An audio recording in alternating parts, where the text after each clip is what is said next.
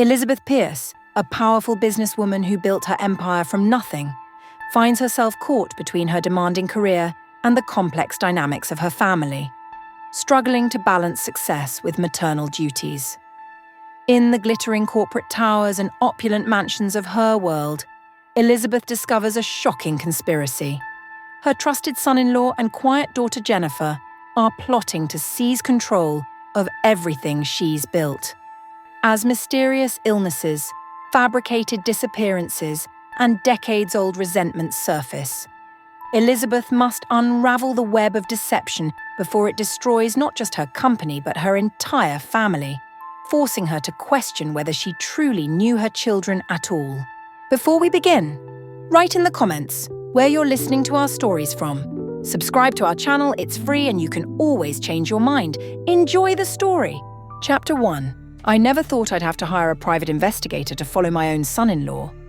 But there I was, sitting across from John, a retired detective with weathered hands and eyes that had seen too much, sliding an envelope filled with cash across the table. "I need to know everything," I said, my voice steadier than my heart. "Where he goes, who he meets, what he says, everything." John nodded, tucking the envelope into his jacket without counting. "And if I find something you don't want to hear?" The question hung in the air between us, heavy with implications. I'd built my company from nothing, nurtured my family through hardship, and now I was facing a betrayal I couldn't yet name. "Then I'll pay you double," I replied, meeting his gaze. "The truth costs more than lies, and I'm prepared to pay." What I wasn't prepared for was how that truth would shatter everything I thought I knew about my family, especially about Jennifer, my quiet, unassuming daughter, who I never suspected would become my greatest enemy. The restaurant around us continued its evening bustle, waiters gliding between tables with practiced grace, the clinking of glasses and murmur of conversation creating a cocoon of anonymity. No one paid attention to an aging businesswoman and a man who looked like he'd spent his life walking through other people's nightmares. "It'll take a few days to establish his patterns," John said, his voice low and professional. "Derek's smart from what you've told me. If he's hiding something, he won't make it obvious." I nodded, the weight of my suspicions pressing down on my shoulders. For months, I'd noticed subtle changes in Derek, late nights at the office, hushed phone calls, the way his eyes would dart away when discussing certain company matters. My son-in-law had always been ambitious, but lately, there was something else brewing beneath the surface, something that made my instincts scream. "Time is something I don't have much of," I said, thinking of Claire, my eldest daughter, still recovering from her illness, oblivious to the storm gathering around her marriage. "Derek's making moves within the company. I can feel it." "I'll start tonight," John promised, rising from his seat. His eyes, sharp despite the wrinkles surrounding them, held mine for a moment. "And Mrs. Pierce? When people show you who they are, believe them the first time." I watched him leave, those words echoing in my mind. I'd built Pierce Enterprises from the ground up, navigated through economic crashes and cutthroat competitors, all while raising 2 daughters after their father abandoned us. I knew how to read people. It was my superpower, or so I'd thought. But Derek had slipped past my defenses, charming his way into Claire's heart and, eventually, into a key position in my company. I'd welcomed him, mentored him, treated him like the son I never had. Now, the thought that I might have invited a viper into our nest made my blood run cold. Outside, the evening sky had darkened into that peculiar shade of navy that precedes true night. I paid the bill and stepped onto the sidewalk, the cool air a brief reprieve from the knot of anxiety tightening in my chest. My driver was waiting, the sleek company car purring quietly at the curb.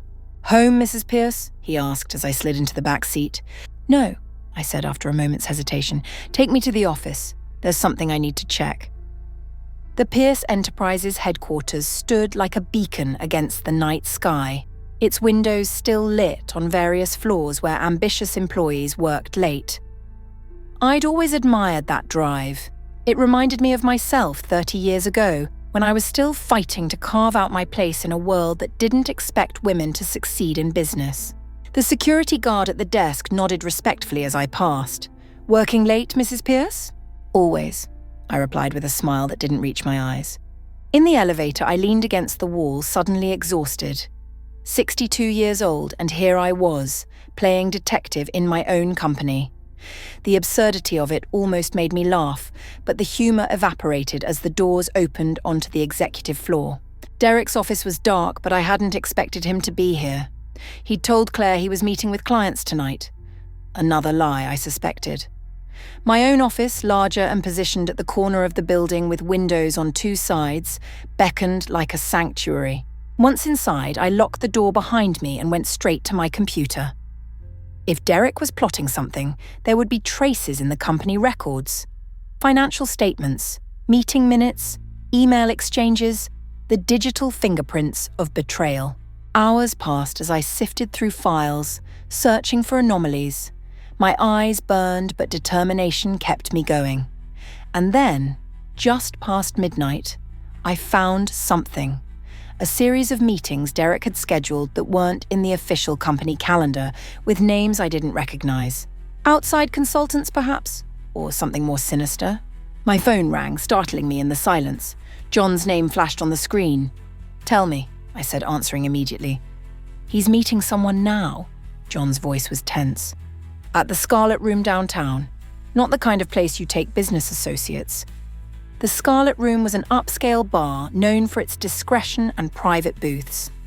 I'd been there once, years ago, for a meeting with a reluctant investor who preferred shadows to boardrooms. "Who is he with?" I asked, my mouth suddenly dry. There was a pause too long to mean anything good. "Mrs. Pierce," John said finally, his voice careful. "He's with a woman. They appear intimate." I closed my eyes, pain lancing through me. Not for my own sake, but for Claire's.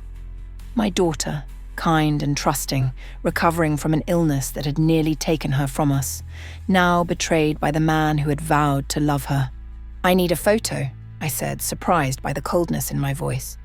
"Already taken. I'll send it now, but..." John hesitated. "You should prepare yourself." My phone pinged with an incoming message. I opened it, steeling myself for the image of my son-in-law with some unknown woman. The photo loaded, pixelated at first, then clearing to reveal Derek leaning close to a woman with dark hair. His hand covering hers on the table. Their faces close enough to suggest intimacy beyond business. But it wasn't an unknown woman. It was Jennifer. My youngest daughter, Claire's sister. My quiet, unassuming Jennifer. The world tilted beneath me and I gripped the edge of my desk to steady myself. "Mrs. Pierce, are you there?" John's voice seemed to come from very far away. "Yes," I managed, though I barely recognized my own voice. "Keep following them. I need to know where they go, what they do, everything."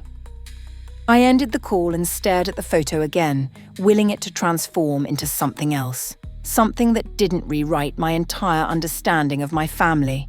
Jennifer and Derek. My son-in-law and my daughter. Betraying not just me, but Claire as well. The pieces started falling into place. Derek's sudden interest in company matters that were outside his purview. Jennifer's quiet questions about succession plans. The way they sometimes exchanged glances during family dinners that I'd attributed to shared in jokes. Had I been so blind? Or had they simply been that good at deceiving me? Either way, the game had changed. This wasn't just about protecting my company anymore. It was about protecting Claire from the two people who should have loved her most after me. I slipped my phone into my pocket and stood, a new resolve hardening within me. I'd built an empire from nothing. I'd survived abandonment, recession, and countless attempts to undermine my authority. I would survive this betrayal too. And more than survive, I would make sure that Jennifer and Derek paid for every lie, every secret meeting, every moment of pain they were about to cause Claire. As I left my office, I caught a glimpse of my reflection in the darkened window, my face set in lines of determination that might have frightened me once in another life, before I knew what it meant to be truly betrayed by my own blood. The war had begun, even if Jennifer and Derek didn't know it yet. And I had never lost a war in my life. I wasn't about to start now. Chapter 2. Sleep evaded me that night. I paced my bedroom until dawn broke. The image of Jennifer and Derek burned into my mind like a brand. By morning, I had developed a strategy, one born from decades of business negotiations and corporate takeovers. I would watch, I would wait, and I would gather evidence before confronting them.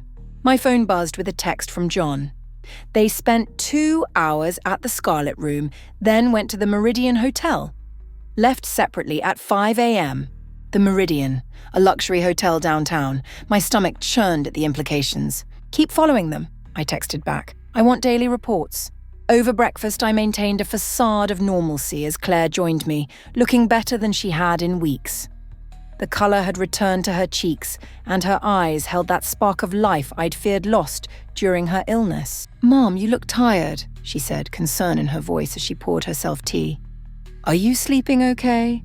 I smiled, reaching across the table to squeeze her hand. "Just business matters, darling. Nothing for you to worry about." "Derek says the same thing," she replied with a small laugh. "You two work too hard." At the mention of his name, I felt a flash of rage so intense it momentarily blinded me. I took a sip of coffee to hide my reaction.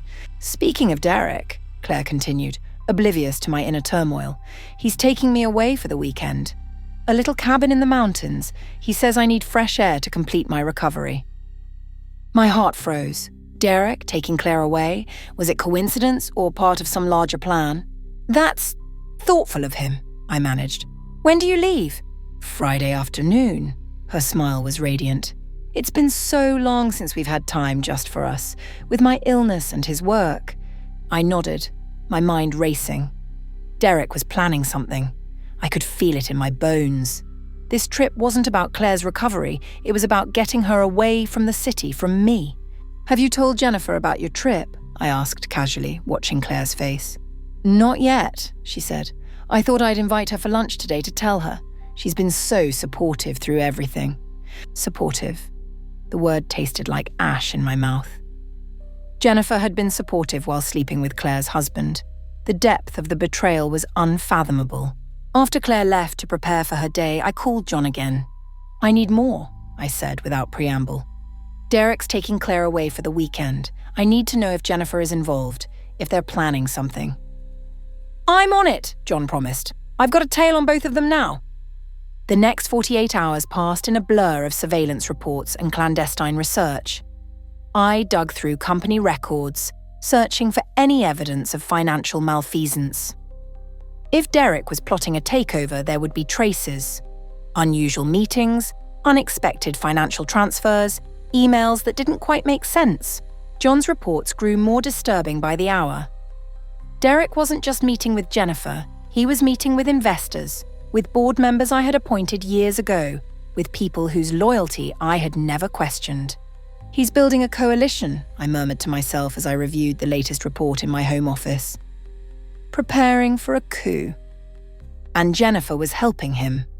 My quiet, reserved daughter, the one who had always stood in Claire's shadow, the one I'd never worried about because she seemed content with her place in the family hierarchy, was now at the center of a plot to take everything from me.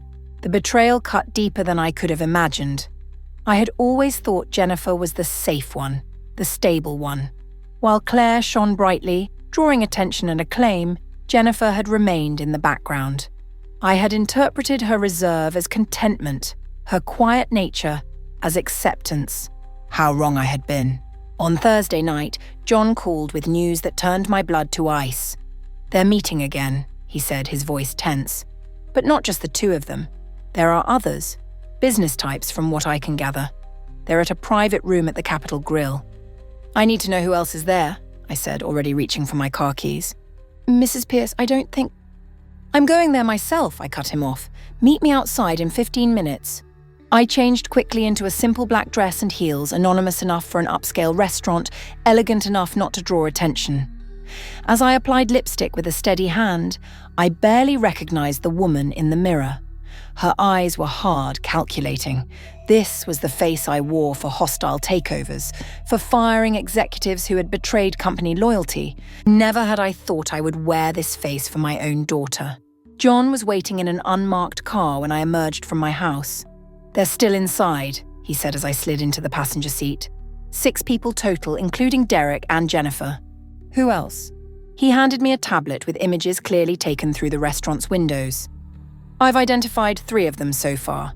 Martin Reynolds, CFO of Vantage Group, Eliza Chen, venture capitalist, and Thomas Blackwood.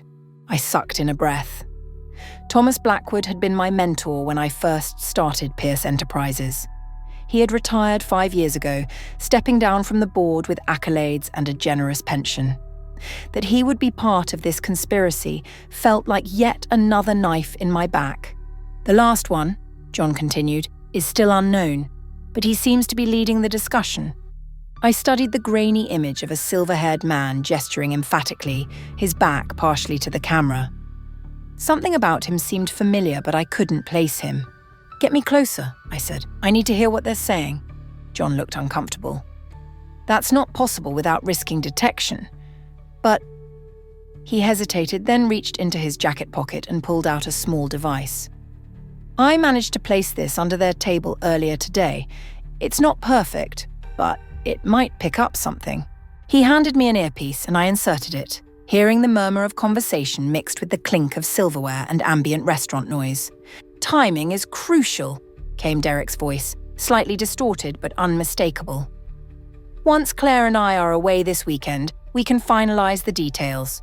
And you're certain your mother-in-law doesn't suspect anything?"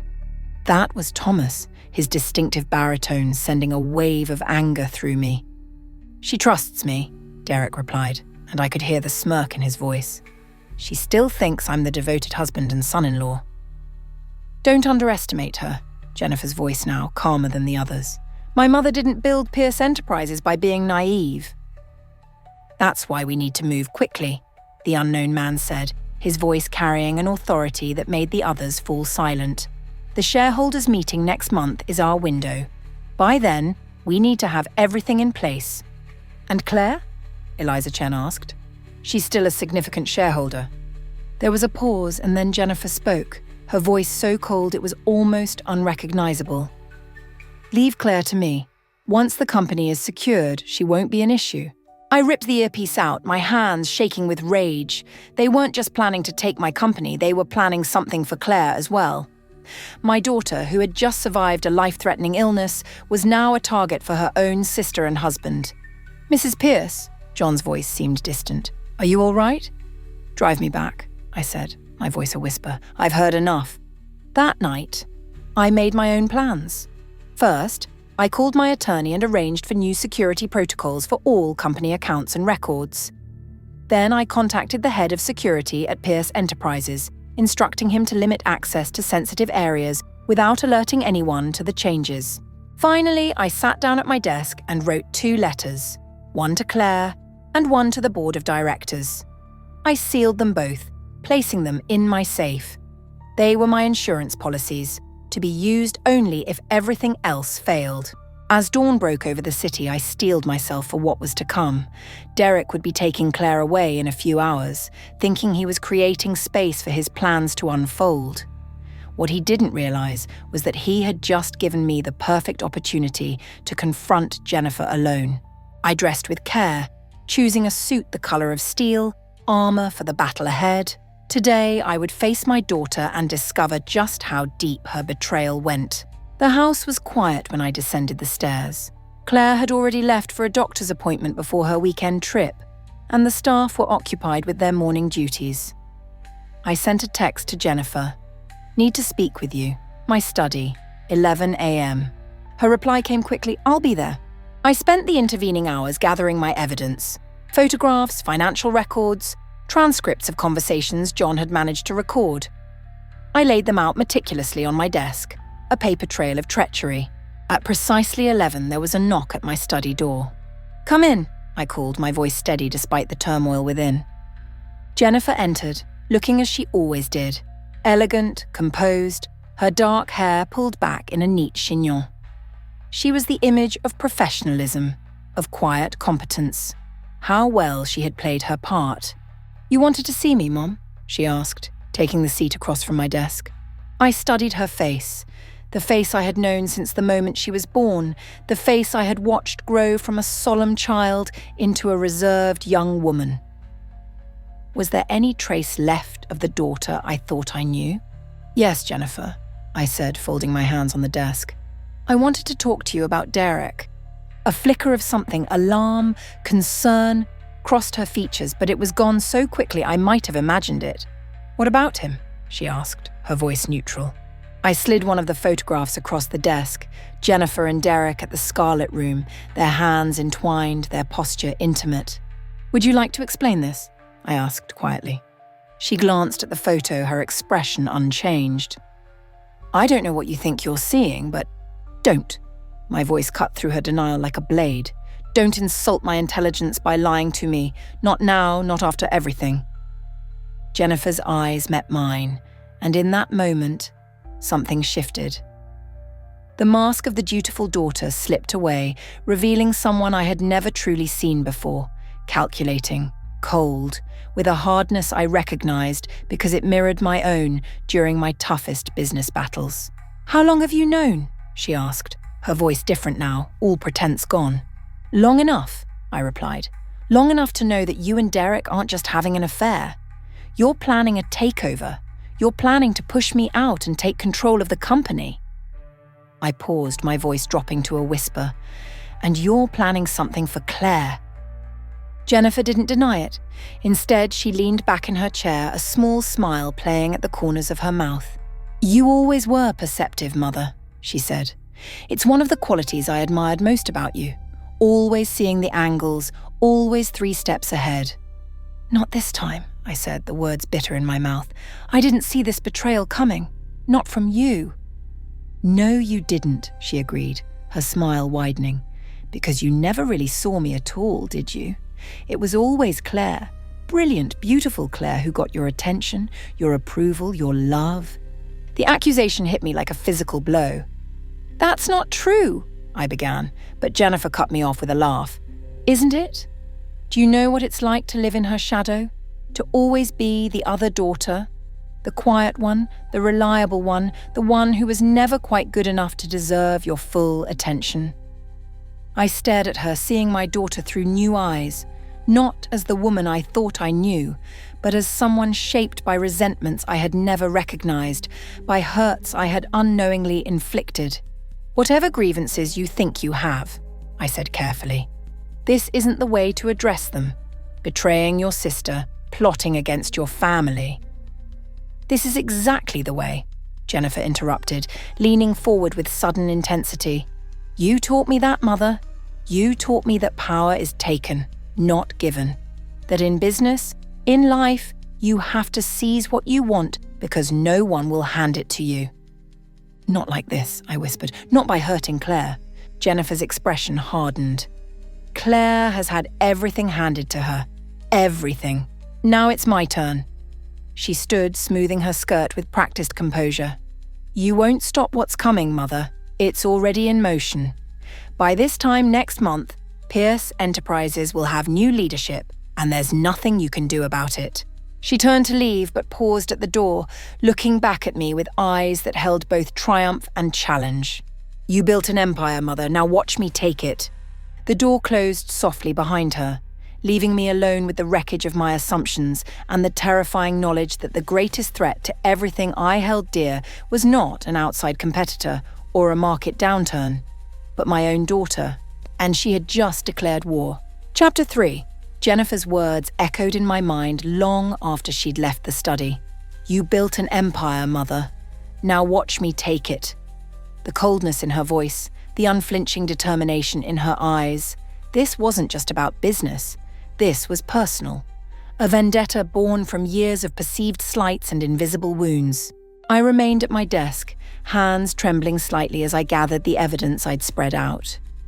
The photos of Jennifer and Derek, the financial reports showing subtle discrepancies, the list of board members who had recently met with my son-in-law behind my back. They told a story of methodical betrayal, of a coup planned with surgical precision. My phone rang, pulling me from my thoughts. It was Claire. "Mom!" Her voice was bright, happy. "Just wanted to let you know we're heading out now. Derek's packed the car and we should reach the cabin by evening. I closed my eyes, picturing my eldest daughter, trusting, loving Claire, oblivious to the machinations of her husband and sister. Have a wonderful time, darling, I managed, keeping my voice steady. And Claire, remember that I love you very much. I love you too, Mom, she replied, a hint of confusion in her tone at my sudden sentimentality. Is everything okay? Everything's fine, I lied. Just enjoy your weekend, we'll talk when you get back. After hanging up, I called John immediately. I need you to follow them, I said, all pretense of calm abandoned. Derek and Claire are leaving for a cabin retreat. I need to know if they make any stops, if Derek meets with anyone, if anything at all seems suspicious. I'm on it, John replied. But what about Jennifer? After your confrontation? I'll handle Jennifer, I said, a plan already forming in my mind. Right now, Claire's safety is my priority. John's voice grew serious. Do you think she's in danger? The question hung in the air, forcing me to confront my deepest fear. Was Derek capable of harming Claire? Was Jennifer? The coldness in my youngest daughter's eyes had suggested a ruthlessness I'd never imagined she possessed. I don't know, I admitted finally, but I'm not taking any chances. Follow them, stay close, and call me if anything seems off. After ending the call, I sat in silence for several minutes, gathering my thoughts. Jennifer had thrown down the gauntlet, but I wasn't without resources. I hadn't built Pierce Enterprises by crumbling at the first sign of a hostile takeover. I reached for my phone again, dialing a number I rarely used. Marcus? It's Elizabeth Pierce. I need a favor, and it can't wait.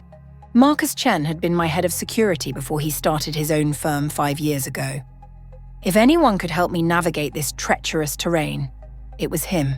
Mrs. Pierce, his deep voice rumbled through the phone. It's been a while. What can I do for you? I need a complete security audit of Pierce Enterprises, digital systems, physical access, personnel, everything, and I need it done quietly. There was a pause. This sounds serious. It is, I confirmed. I believe there's an attempt underway to seize control of the company. I need to know exactly where the vulnerabilities are. Internal threat? He asked, cutting to the heart of the matter with his usual acumen. Yes, I said, the word bitter on my tongue. My son-in-law, Derek, and... I hesitated, still struggling to say it aloud. And my daughter, Jennifer. Marcus didn't express shock or sympathy, one of the many reasons I valued him. Instead, he moved straight to logistics. I can have a team in place by tomorrow morning. We'll start with the digital infrastructure, then move to physical security. But Mrs. Pierce, if this is as serious as it sounds, you might want to consider legal measures as well. I'm handling that separately, I assured him. But Marcus, this needs to be completely confidential. No one can know, especially not Jennifer or Derek. Understood. I'll personally oversee everything. After hanging up, I moved to the window, looking out over the gardens that surrounded my home. The roses were in full bloom, their beauty at odds with the ugliness unfolding within my family. I'd always found clarity in these moments of quiet contemplation, but today there was only a growing sense of dread. What had I missed? How had Jennifer's resentment festered for so long without my noticing? And Derek, had he married Claire with this plot already in mind? Or had Jennifer seduced him into betrayal later? The questions circled like vultures, offering no answers, only the gnawing certainty that I had failed somehow as a mother, as a mentor, as the head of this fractured family. My phone buzzed with a text from John. They're on the highway now, no stops yet, we'll keep you posted. At least Claire was safe for the moment. That gave me time to focus on the immediate threat, Jennifer. I returned to my desk and opened my laptop, accessing the secure server where the most sensitive company information was stored. If Jennifer and Derek were planning a takeover, they would need leverage, financial information, client lists, strategic plans for the coming quarters. For the next several hours, I methodically changed access protocols, revoked certain administrative privileges, and created digital tripwires that would alert me to any unusual activity. It was a stopgap measure until Marcus's team could implement more comprehensive security, but it gave me a sense of having taken back some control. As evening fell, I received another text from John. Arrived at cabin. All seems normal. We'll maintain surveillance overnight. I exhaled slowly. some of the tension easing from my shoulders. Claire was safe for now, which meant I could turn my attention fully to Jennifer and her co-conspirators. I pulled up the company directory on my computer, studying the names and faces of those John had identified at the restaurant meeting. Thomas Blackwood's involvement still stung. He had been my mentor, my advisor in the early days when Pierce Enterprises was just a fledgling company fighting for recognition in a male-dominated industry. What had Jennifer offered him to turn against me? What had she offered all of them? A soft knock at my study door interrupted my thoughts. "Come in," I called, closing my laptop. My housekeeper, Rosa, entered with a tray. "You haven't eaten all day, Mrs. Pierce," she said, concern evident in her voice. "I brought you some dinner." I smiled gratefully, suddenly aware of the hollow feeling in my stomach. "Thank you, Rosa." I lost track of time. She placed the tray on a side table and hesitated, as if wanting to say more. Rosa had been with me for over 20 years. She had watched my daughters grow up, had been a constant presence through the highs and lows of our family life. "Is everything all right, Mrs. Pierce?" she asked finally. "You seem troubled." For a fleeting moment, I considered confiding in her. Rosa was loyal, discreet. She had been witness to other family crises over the years. But this betrayal was too raw, too enormous to put into words just yet. "Just some business complications," I said instead. "Nothing I haven't handled before." She nodded, clearly unconvinced but too respectful to press further. "If you need anything else, just call." After she left, I picked at the food without tasting it, my mind racing through potential strategies. Jennifer's warning, "You won't stop what's coming," suggested that their plan was well advanced. The shareholders' meeting was just a month away. That gave me precious little time to counter whatever they had set in motion. My phone rang again. John. "Mrs. Pierce," he said without preamble. "There's movement here. Derek just left the cabin alone. Said something to Claire about needing to make a work call where the signal is better." My pulse quickened. "Follow him." "Already am. He's walking up the road away from the cabin." There was a pause, the sound of movement. "He's on his phone now. I can't hear the conversation, but he looks agitated." "Keep me updated," I instructed, already rising from my chair.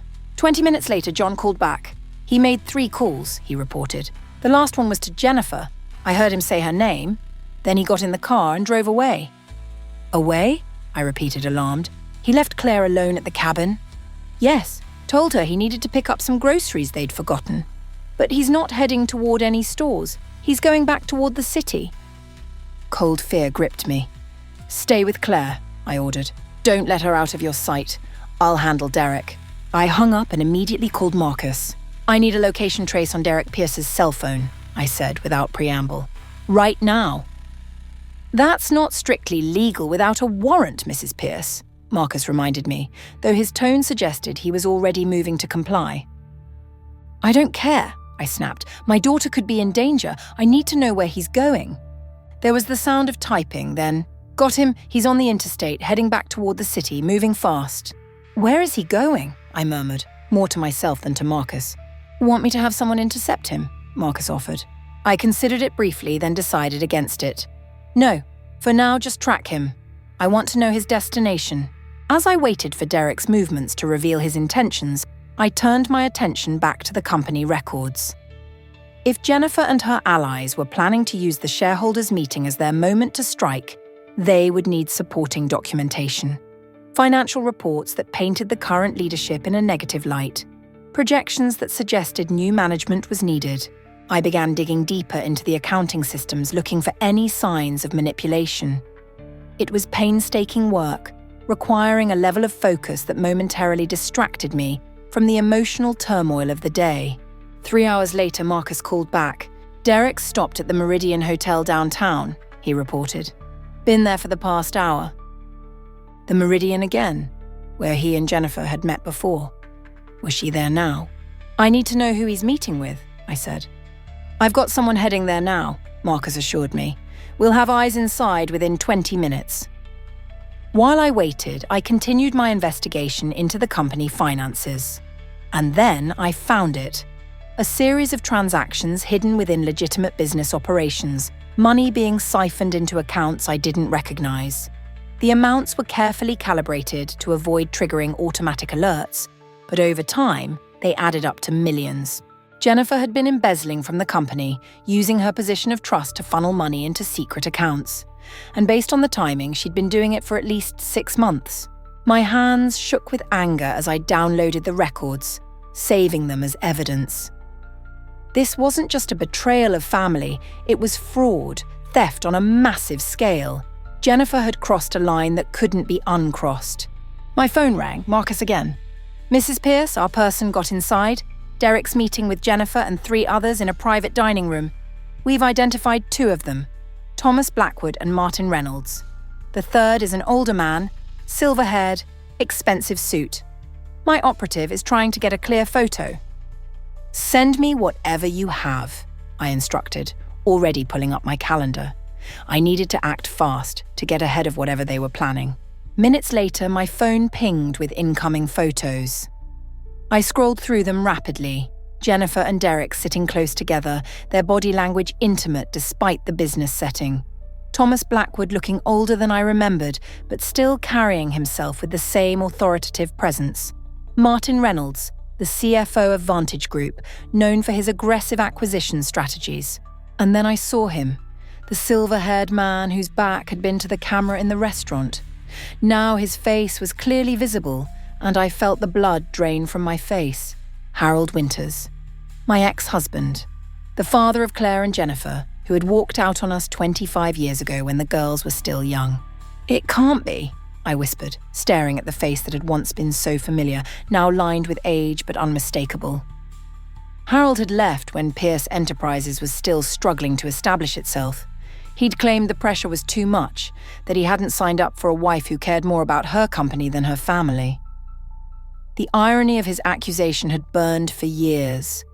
I had built the company precisely for my family, to ensure that my daughters would never want for anything. And now he was back, conspiring with Jennifer to take control of the very company he had abandoned, the company that had thrived despite his absence. I called Marcus back immediately. I know who the third man is, I said, my voice tight with anger. Harold Winters, my ex-husband. There was a sharp intake of breath on the other end of the line. Marcus had been with the company long enough to know the history. That complicates things, he said finally. Yes, I agreed grimly. It does. After hanging up, I sat in stunned silence, trying to process this new development. Harold's return explained so much. His experience in corporate law would be invaluable for a takeover attempt, and his presence added a personal dimension to Jennifer's betrayal that made it even more painful. Had he been in contact with Jennifer all this time? Had she maintained a relationship with her father behind my back, harboring resentment over his departure that she somehow blamed on me? My phone rang again, John this time. Mrs. Pierce, Claire's getting worried. Derek's been gone for hours and she can't reach him on his cell. She's called me to the cabin to help her look for him. I closed my eyes, picturing Claire alone in the mountains, increasingly concerned about her absent husband. What did you tell her? That I was in the area on another job and would be happy to help. I'm with her now. Good, I said, relief washing over me. Stay with her, John. Don't let her out of your sight. There's something else, John added, his voice dropping. While she was showing me around the property looking for signs of Derek, I noticed something in their bedroom. A bottle of pills on Derek's side of the bed. Pills? I repeated, not immediately understanding the significance. Unmarked bottle, no prescription label. I managed to pocket one while Claire was checking another room. I've sent a photo to a pharmacist contact of mine for identification. A chill ran through me. An unmarked pill bottle brought on a romantic getaway. It didn't feel right. Let me know what you find out, I said, trying to keep the fear from my voice. The next hour passed in agonizing slowness. I continued my investigation into the company's finances, uncovering more evidence of Jennifer's embezzlement. The patterns were clear once I knew what to look for. Small amounts skimmed from multiple projects, all funneled through a series of shell companies before landing in offshore accounts. The sophistication of the scheme suggested professional help. Harold's help, most likely. My ex-husband had always been clever with financial structures, skilled at finding the grey areas in regulatory frameworks. My phone buzzed with a text from John. Pills identified as high-dose sedatives, not commonly prescribed. Pharmacist says they could be dangerous if combined with alcohol or other medications. The implications hit me like a physical blow. Claire was still taking medication for her recent illness. If Derek had planned to give her these sedatives, I dialed John's number with shaking hands. "Don't let her drink anything Derek brought," I ordered without preamble. "No wine, no pre-mixed cocktails, nothing. Already ahead of you," John assured me. I accidentally knocked over the bottle of wine he'd left out to breathe. Claire's drinking water now. Relief washed over me, but it was quickly replaced by a new horror. If Derek had been planning to drug Claire, what was his ultimate goal? What part did this play in the larger conspiracy? I needed answers, and there was only one place to get them. "I'm coming to the hotel," I told Marcus when I called again. "The Meridian. I want to confront them, all of them, right now." "Mrs. Pierce, I strongly advise against that," Marcus replied, concern evident in his voice. "We don't know their full plan yet, and confronting them prematurely could—" "This isn't just about the company anymore," I cut him off. "They're plotting something against Claire, something involving drugs. I need to stop this now." There was a moment of silence then. "I'll meet you there. Don't go in alone." I hung up, gathered the evidence I'd compiled, both physical documents and digital files saved to a secure drive, and headed for the door. As I reached for my coat, my phone rang again. It was a number I didn't recognize. "Elizabeth Pierce," I answered, already moving toward my car. "Mrs. Pierce?" The voice was male, unfamiliar. "My name is Dr. Robert Chen. I treated your daughter Claire during her recent illness." I stopped, my hand on the car door. "Yes, Dr. Chen, is something wrong?" "I'm calling because I'm concerned," he said, his voice professional but tinged with worry. "Your son-in-law Derek contacted me last week requesting copies of Claire's medical records, specifically her current medication regimen and any potential contraindications." My blood ran cold. "And did you provide this information?" "I explained that I would need Claire's consent," the doctor continued. "He assured me she had authorized it, but when I asked to speak with her directly, he became evasive. I insisted on patient confidentiality protocols, and he eventually left without the information." "Thank you for telling me this," I said, my mind racing. "And thank you for protecting my daughter's privacy." "There's more," Dr. Chen added. He seemed particularly interested in how her medication would interact with sedatives or sleeping aids. He claimed she was having trouble sleeping at the cabin, but something about his manner concerned me. That's why I felt I should call you. The pieces were falling into place, creating a picture more horrifying than I had imagined. Derek hadn't just been planning to drug Claire. He had been methodically researching how to do it in a way that might mimic a medical emergency, possibly even death. "Dr. Chen, I need you to document this conversation," I said, my voice steady despite the fear coursing through me. "Write down everything Derek asked about when he visited, what exactly transpired. It may become important evidence." "Evidence?" the doctor repeated, sounding alarmed. "Mrs. Pierce, do you believe Claire is in danger?" "Yes," I said simply, "I do, and I'm going to stop it." After ending the call, I drove to the Meridian with a singular focus, all the confusion and hurt of the day crystallizing into cold, clear purpose.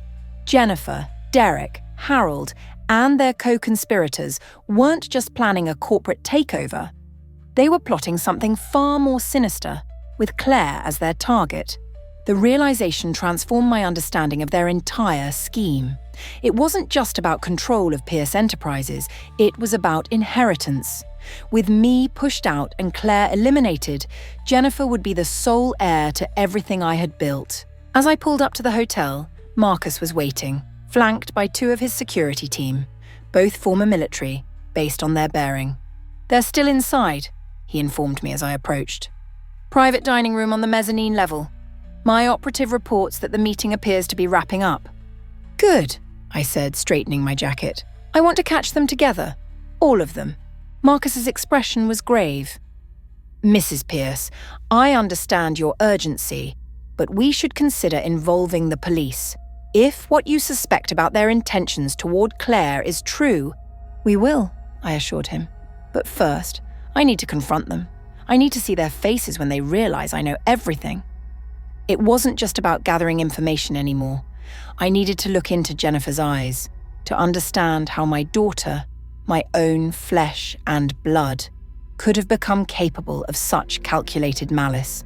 "Stay close," Marcus instructed his team as we entered the hotel lobby, "but keep a low profile. We don't want to alert them before Mrs. Pierce has a chance to speak with them." The Meridian was one of the city's most exclusive hotels, its lobby a study in understated luxury. Marble floors, crystal chandeliers, discreet staff trained to anticipate needs without intruding. We took the elevator to the mezzanine level in silence, each of us lost in our own thoughts. As the doors opened, Marcus put a hand on my arm. "Are you sure about this?" I met his gaze, seeing the concern there. "I've never been more sure of anything in my life." He nodded once, then led the way down the corridor to the private dining rooms. Outside the last door, he paused, listening. The murmur of voices could be heard from within. The meeting was indeed wrapping up. I took a deep breath, steadying myself for what was to come. Then I pushed open the door. 5 faces turned toward me in unison, expressions morphing from surprise to alarm as they registered my presence. Jennifer recovered first, her composure slipping back into place like a well-worn mask. "Mother," she said, her voice betraying only the slightest tremor. "This is unexpected."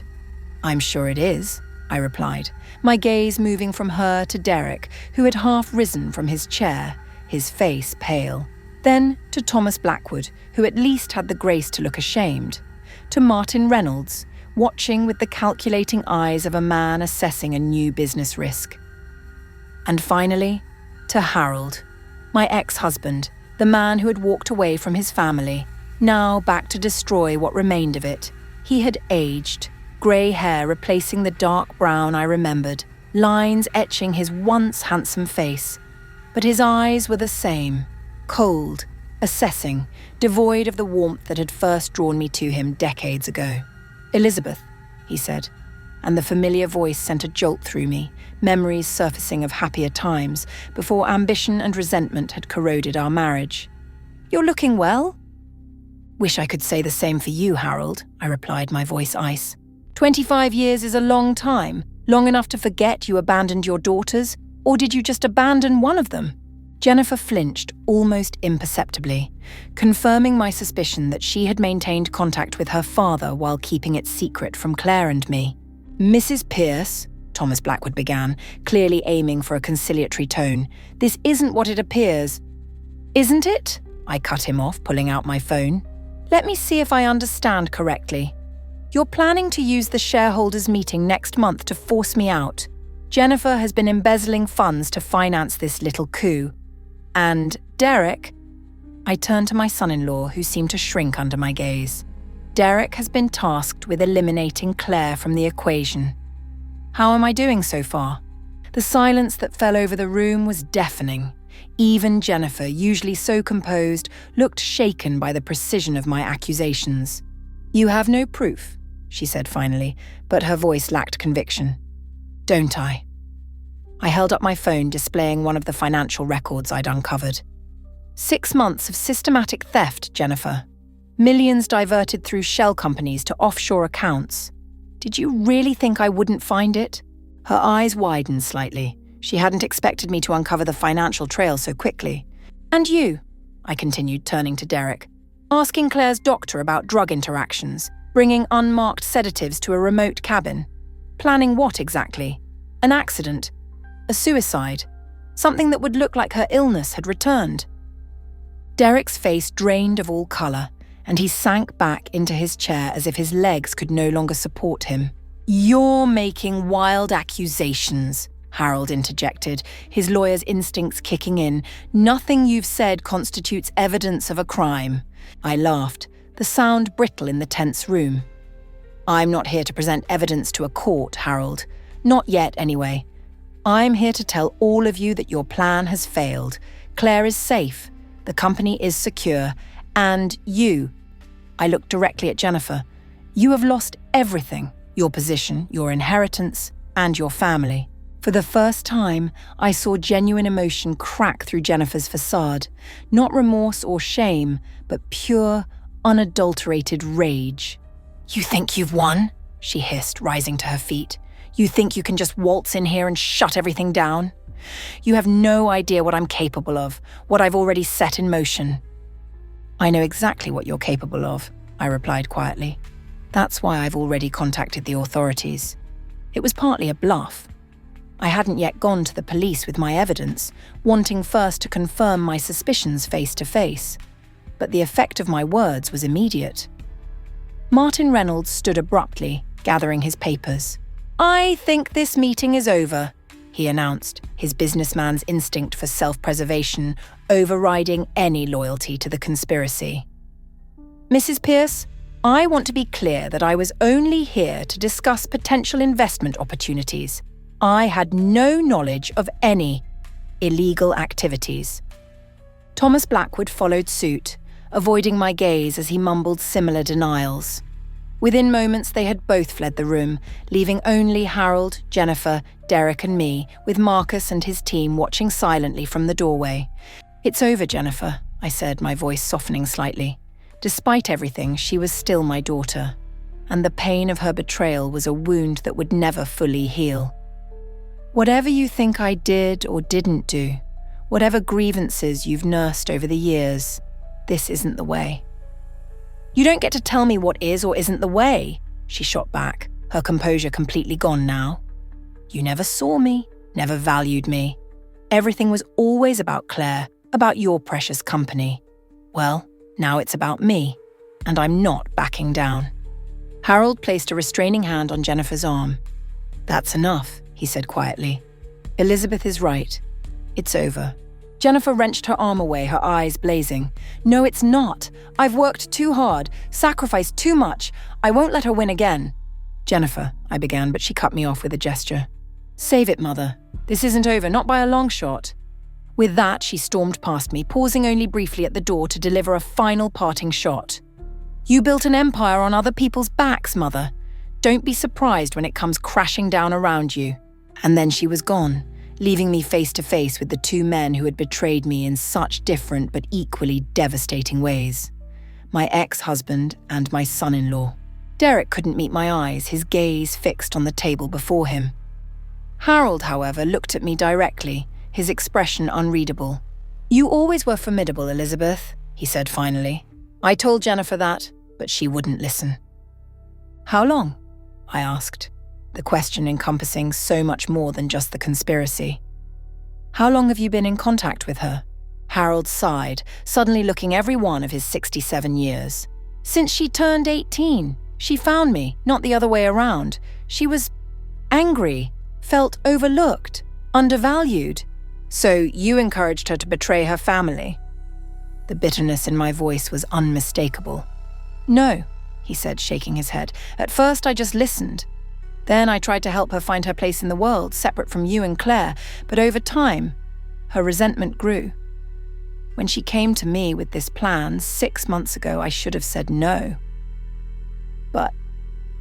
But you saw an opportunity," I finished for him. "A chance to get your hands on the company you walked away from, the success you had no part in building." He didn't deny it, which was perhaps the only honest thing about him in that moment. I turned to Derek, who had remained silent throughout the exchange. "And you? What was your price for betraying Claire? For planning to harm the woman who loved you, who stood by you?" He looked up finally, his face a mask of misery and self-loathing. "Jennifer. She made me feel special, important. Claire was always so perfect, so beloved by everyone. Jennifer understood what it was like to be second best." The pathetic justification only deepened my disgust.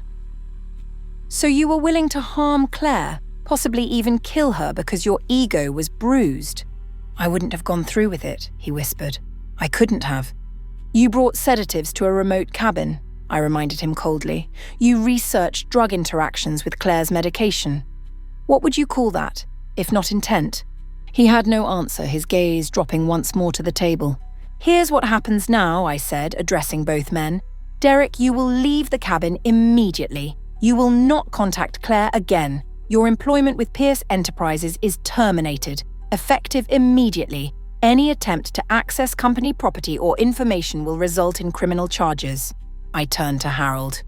As for you, I suggest you leave the city. If I find you've had any further contact with Jennifer, or if there's any indication you're still involved in this scheme, I will ensure you face the full legal consequences of your actions." Harold's expression hardened. "You always did like giving orders, Elizabeth. And you always did like taking the easy way out," I countered. "Nothing's changed, has it?" With that, I turned to leave, pausing only to look back once at the two men who had conspired to destroy everything I held dear. "Consider yourselves lucky I haven't called the police yet. That could change at any moment." As I walked out of the room, Marcus fell into step beside me. "That was impressive," he said quietly. "But what now? Jennifer's still out there, and based on what she said, she's not giving up." I nodded, the weight of the situation settling back onto my shoulders. Now we protect Claire, and we prepare for whatever Jennifer might do next. My phone buzzed with a text from John. "Claire's asleep, no sign of Derek, everything's secure here." At least one of my daughters was safe. But as I left the hotel, stepping into the cool night air, I knew the battle was far from over. Jennifer's rage, her determination to take what she believed she deserved, these weren't things that would dissipate overnight. This was just the beginning of a war I had never wanted to fight, against an enemy I had never expected. My own daughter. Enjoying our stories? Don't forget to hit that subscribe button so you won't miss any of our upcoming content. Now let's get back to our story. Chapter 4. The drive back to my home was a blur, my mind racing with everything that had transpired. In the span of a few days, my world had been upended. My youngest daughter had revealed herself as my enemy. My son-in-law had plotted against my eldest daughter. My ex-husband had returned like a ghost from the past, breathing life into old wounds I'd thought long healed. When I arrived home, the house felt different. No longer the sanctuary it had once been. Every shadow seemed to hide secrets. Every corner harbored potential threats. I walked through the silent rooms, checking locks, drawing curtains, activating the security system with a vigilance I hadn't felt necessary before. My phone rang as I was pouring myself a much-needed glass of scotch. John again. "Claire's still asleep," he reported. "No sign of Derek, but someone drove past the cabin twice in the last hour. Same car both times." My hand tightened around the glass. "Get a plate number if you can." "Already did, Marcus is running it now." I took a long sip of scotch, the burn in my throat a welcome distraction from the cold fear in my stomach. "Good. Keep me posted on any changes." After hanging up, I moved to my study and unlocked the safe behind a painting, a security cliché but effective nonetheless. Inside was a gun I'd purchased years ago after a series of threats from a disgruntled former employee. I'd never fired it outside of the shooting range, had never thought I would need to. Now I checked it methodically, making sure it was loaded, then placed it in the drawer of my bedside table. I wasn't naive enough to think that Jennifer would simply give up. The rage I'd seen in her eyes at the Meridian wasn't the kind that dissipated with a single defeat. It would fester, grow, reshape itself into new plans of attack. My phone rang again, Marcus this time. "The car near the cabin is registered to Eliza Chen," he informed me, "the venture capitalist from the meeting." "She's working with Jennifer," I concluded, remembering her hasty exit from the hotel. "She may have left the meeting, but she's still part of the conspiracy." "It appears so," Marcus agreed. "I've instructed my man with John to be on high alert. If she approaches the cabin, they'll intercept her." I thanked him and hung up, then dialed my attorney despite the late hour. Walter Green had been Pierce Enterprises' legal counsel for 15 years. And my personal attorney for longer than that. If anyone could help me navigate the legal minefield ahead, it was him. "Elizabeth," he answered on the third ring, his voice thick with sleep. "It's after midnight. What's happened?" "I need you to come to my house first thing tomorrow," I said, not bothering with apologies. "It's an emergency, Walter. Jennifer has been embezzling funds, and she's part of a conspiracy to take over the company." There was a long pause, then the sound of movement. Walter sitting up in bed, I imagined, instantly alert despite the hour. "How much has she taken?" he asked, his lawyer's mind immediately focusing on the practical details. Millions from what I've uncovered so far. But it's worse than that. She and Derek were plotting against Claire as well. Something physical. Walter's sharp intake of breath was audible even through the phone. My God, Elizabeth, have you gone to the police? Not yet, I admitted. I wanted to consult with you first, to understand our legal options. I'll be there at 7, he promised. Don't do anything until we've talked. After hanging up, I tried to rest, but sleep proved elusive. Every time I closed my eyes, I saw Jennifer's face contorted with rage, heard her final threat echoing in my mind. This isn't over. At some point, I must have drifted off, because the next thing I knew, sunlight was streaming through the gaps in the curtains, and my phone was ringing insistently on the bedside table. Elizabeth Pierce, I answered, my voice rough with sleep. Mom? Claire's voice tight with confusion and fear. Mom, Derek never came back last night. John found his car abandoned on the road about a mile from the cabin. The sheriff's here, and they're organising a search party. I'm scared, Mom. I sat up instantly, fully awake now. Claire, listen to me. I'm coming to get you. Pack your things and wait for me at the cabin. Don't go anywhere with anyone else, not even the sheriff. Do you understand? Mom, what's going on? Her voice rose with panic. You're scaring me. I'll explain everything when I see you, I promised, already moving toward my closet. Just do as I say, please. I'll be there as soon as I can. I dressed quickly, calling Marcus as I headed downstairs. Derek's missing, I informed him. Or at least he's pretending to be. His car was found abandoned near the cabin. It could be a ploy, Marcus suggested. Make it look like something happened to him. Cast suspicion elsewhere. My thoughts exactly, I agreed, grabbing my car keys. I'm heading to the cabin now to get Claire. I need you to track Jennifer. If this is part of some new plan, she'll be involved. I'm on it, Marcus assured me. And Elizabeth, be careful, this feels like a setup. The drive to the mountain cabin took nearly 2 hours, every minute a torturous exercise in restraint as I fought the urge to push my car faster around the winding roads. When I finally arrived, the area around the cabin was a flurry of activity, police vehicles, search and rescue teams preparing to head into the surrounding forest, local volunteers gathering in groups. I spotted Claire immediately standing on the cabin porch with John beside her, her face pale with worry. The relief in her eyes when she saw me was palpable. "Mom!" she cried, running to meet me as I stepped from the car. "They think something's happened to Derek. His car was just sitting there, door open, keys still in the ignition, and there were signs of a struggle." I embraced her tightly, looking over her shoulder at John, who gave me a subtle shake of his head. He doesn't believe it either, I realized. "Let's get your things," I said, guiding her back toward the cabin. "I'm taking you home." "But the search," she protested. "The professionals will handle it," I interrupted firmly. "You need to rest, you're still recovering, and this stress isn't good for you." Inside the cabin, while Claire packed her belongings, I pulled John aside. "What do you think?" I asked quietly. "It's staged," he replied without hesitation. "The signs of struggle are too perfect. Scuff marks in the dirt, a dropped cell phone with a cracked screen, even a torn piece of Derek's shirt caught on a branch. It's like a movie set." I nodded, having suspected as much. "Where's Eliza Chen?" "Her car was spotted here last night." "Gone by the time I went to investigate," John said. "But one of the deputies mentioned seeing a woman matching her description at a gas station about 20 miles down the mountain early this morning. She's working with Jennifer," I explained briefly. "This is all part of some plan. I just haven't figured out what yet." Once Claire had gathered her things, I spoke with the sheriff, providing my contact information and insisting that Claire needed to return to the city for medical reasons. He seemed understanding enough, promising to call with any developments in the search. On the drive back, Claire was mostly silent, staring out the window with red-rimmed eyes. I knew I needed to tell her the truth, about Derek, about Jennifer, about all of it, but I couldn't bring myself to shatter her world just yet, not until she was safely home. My phone rang, the car's Bluetooth system displaying Marcus's name. "You're on speaker," I warned as I answered. "Claire's with me." "Understood," Marcus replied smoothly. "Just checking in on your ETA.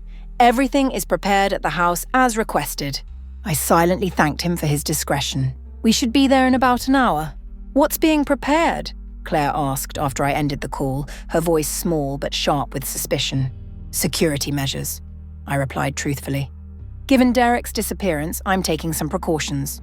She nodded, accepting this explanation for now, and lapsed back into silence. When we arrived at my home, Marcus met us in the driveway, flanked by 2 of his security team. Claire looked alarmed at the sight. "Mom, what's really going on?" she demanded as we entered the house. "This isn't just about Derek disappearing, is it?" I exchanged a glance with Marcus, who nodded almost imperceptibly. "It's time," his look said. "Sit down, Claire," I said gently, guiding her to the living room sofa. "There are things I need to tell you, things that will be difficult to hear." Over the next hour, I laid out everything. The affair between Derek and Jennifer, the plot to take over the company, the evidence of embezzlement, even the sedatives and Derek's inquiries about Claire's medication. I spared her only the knowledge that her father was involved, a truth that felt too cruel to add to the already overwhelming revelations. Claire listened in stunned silence, her face growing paler with each new disclosure. When I finally finished, she sat motionless, her eyes fixed on some middle distance, unseeing. "Claire," I prompted gently, reaching for her hand. "I know this is a lot to process." She pulled away from my touch, rising abruptly from the sofa. "I need a moment," she whispered, her voice breaking. "Please." I watched her walk upstairs, her steps unsteady, and felt a wave of rage at Jennifer and Derek for putting her through this pain. Claire had always been the gentle one, the peacemaker, quick to see the good in others. That trusting nature, which I had always considered a strength, had been cruelly exploited by the 2 people she should have been able to trust most. "She'll need time," Marcus said quietly, having witnessed the conversation from a respectful distance. "It's a lot to take in." I nodded, exhaustion suddenly washing over me. "Any news on Jennifer's whereabouts?" "Nothing concrete yet," he admitted. "She's not at her apartment, not at the office. We're monitoring her credit cards and phone, but so far, nothing." "And the missing husband charade? Any ideas what they're playing at?" Marcus looked troubled. "It could be a distraction, something to keep attention focused elsewhere while they make their next move. Or what?" I prompted when he hesitated. "Or they're setting up a narrative. If something were to happen to you or Claire, having Derek missing creates a convenient alternative suspect." The implication sent a chill through me. I'd already considered that Jennifer's ambitions might push her to desperate measures, but hearing Marcus voice it made the threat feel more immediate, more real. "Double the security," I ordered. "No one gets near Claire, and I want someone with eyes on this house at all times." Marcus nodded, already reaching for his phone to relay the instructions. "What about the shareholders' meeting? It's still scheduled for next week." I had almost forgotten about the meeting in the chaos of the past few days. It had been Jennifer's original target date, the moment when she and her conspirators had planned to make their move against me. "We proceed as planned," I decided, "but with enhanced security and a new agenda. I'll need to address the embezzlement, make it clear that the company is stable despite these internal issues." My phone rang. Walter, my attorney, who had arrived at the house while I was driving to the cabin and been briefed by Marcus on the situation. "I've reviewed the financial records you uncovered," he said without preamble. "It's definitely embezzlement, and we have more than enough evidence to bring charges against Jennifer." "What about the others?" I asked. "Derek, Harold, the co-conspirators?" "That's more complicated," Walter admitted. "We can prove Jennifer's direct involvement in the financial crimes, but unless one of them turns on the others, it's mostly circumstantial for the rest." It wasn't the answer I wanted, but it was the one I expected. Corporate conspiracies were notoriously difficult to prosecute, especially when the participants were careful about what they put in writing. "What do you recommend?" I asked, trusting Walter's legal judgment as I had for decades. "For now, secure the company, change access codes, lock down sensitive information, notify the board of what's happened, at least in broad strokes. As for criminal charges against Jennifer, that's your call. She's your daughter." The reminder was unnecessary and painful. Despite everything, despite the rage and betrayal I felt, part of me still struggled to reconcile the Jennifer I thought I knew with the woman who had plotted so ruthlessly against her own family. "I'll think about it," I said finally, "but first I need to find her." After hanging up, I checked on Claire, who had secluded herself in the guest room she always used when staying at my house. The door was locked, and there was no answer to my gentle knock. I could hear muffled sounds from within. Crying, I realized with a pang of guilt, my strong, resilient daughter, broken by the betrayal of those she loved. I returned downstairs to find Marcus in quiet conversation with one of his security team, their expressions grim. "What is it?" I asked, immediately sensing bad news. Marcus dismissed his colleague with a nod before turning to me. "We've located Jennifer," he said, his voice careful. "She's at the Guardian Hotel downtown, and she's called a press conference for tomorrow morning." I felt the blood drain from my face. A press conference? About what? The announcement is vague, something about revelations regarding Pierce Enterprises' leadership and future. But given everything that's happened, she's going public with accusations against me, I finished, the realization hitting me like a physical blow. Creating a media spectacle to damage the company and force the board's hand. It was a clever move. Even baseless accusations, when amplified by media coverage, could create enough doubt to shake investor confidence and rattle the board of directors. A public relations nightmare could accomplish what her backroom conspiracy had failed to do. "We need to get ahead of this," I said, my mind already racing through potential countermeasures. "Call Walter back. Tell him to draft a statement from the company addressing the embezzlement. We'll frame it as an unfortunate discovery that the company is handling transparently." Marcus nodded, reaching for his phone. "What about Derek's disappearance? That's bound to come up. Include a brief statement expressing concern and cooperation with authorities," I decided. "But keep it minimal. We don't want to feed that narrative more than necessary." As Marcus made the call, I paced the living room, considering our options. Jennifer had shifted strategies, moving from a covert takeover to a public assault on my leadership. It was a desperate move, but potentially effective if managed properly. "What are you planning to say?" The voice startled me. I turned to find Claire standing in the doorway, her eyes red-rimmed but clear, her posture resolute. "Claire," I began, uncertain how much she'd overheard. "You should be resting." "I've had enough rest," she replied, moving into the room. "My husband and sister have betrayed me in the worst possible way, and now they're trying to destroy our company. I don't need rest. I need action." I studied my daughter's face, seeing not just the pain of betrayal, but a steely determination that mirrored my own. In that moment, Claire looked more like me than she ever had before. The same set to her jaw, the same fire in her eyes that had carried me through countless business crises. "Jennifer's called a press conference for tomorrow," I explained. "We believe she's going to make accusations against me, against the company's leadership." "Then we need to be there," Claire said immediately, "both of us. Present a united front." I hesitated, concerned about subjecting her to such public scrutiny so soon after learning the devastating truth about Derek and Jennifer. "Are you sure you're ready for that? The media will be merciless, especially once they get wind of the personal aspects of this story." "I'm a Pierce," she said simply. "I was born ready." Pride surged through me, momentarily displacing the anger and fear that had dominated my emotions for days. This was my daughter. Not the fragile invalid Derek had tried to exploit, but a strong, resilient woman ready to stand with me against those who would harm our family and legacy. "All right," I agreed, reaching out to squeeze her hand. "We'll face this together." The next several hours were a whirlwind of preparation.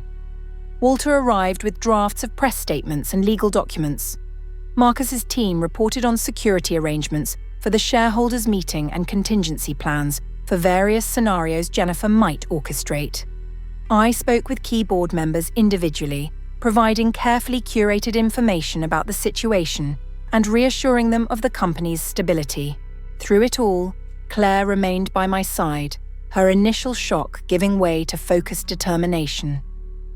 She reviewed statements, offered suggestions, and even spoke directly with several board members who had known her since childhood.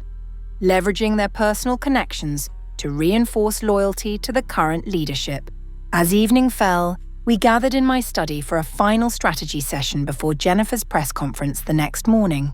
"We still don't know exactly what angle she's going to take," Walter cautioned, removing his glasses to rub the bridge of his nose. "She could focus on financial irregularities, governance issues, or even make personal accusations. Whatever she throws at us, we need to be prepared to counter it immediately," I said. "Not defensively, but with facts and transparency."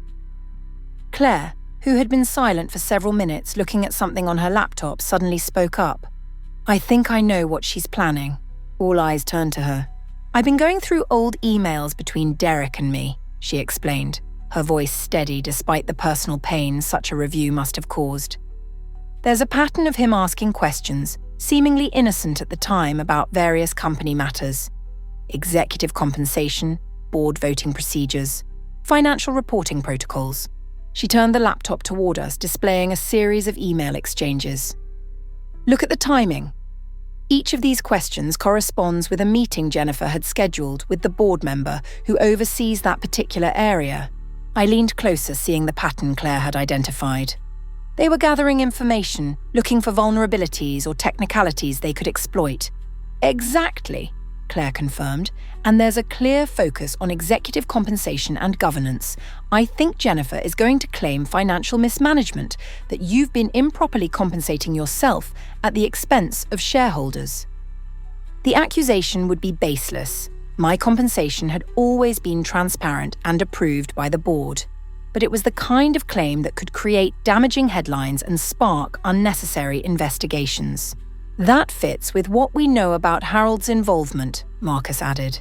"His background in corporate law would be particularly useful for constructing technically accurate but misleading claims about governance procedures." I nodded, a plan forming in my mind. "Then we preempt her. First thing tomorrow, before her press conference, we issue a statement announcing a comprehensive review of executive compensation and governance procedures, to be conducted by an independent third party." "Taking the wind out of her sails," Walter said, nodding appreciatively. "It undercuts the impact of her allegations if we're already addressing them proactively.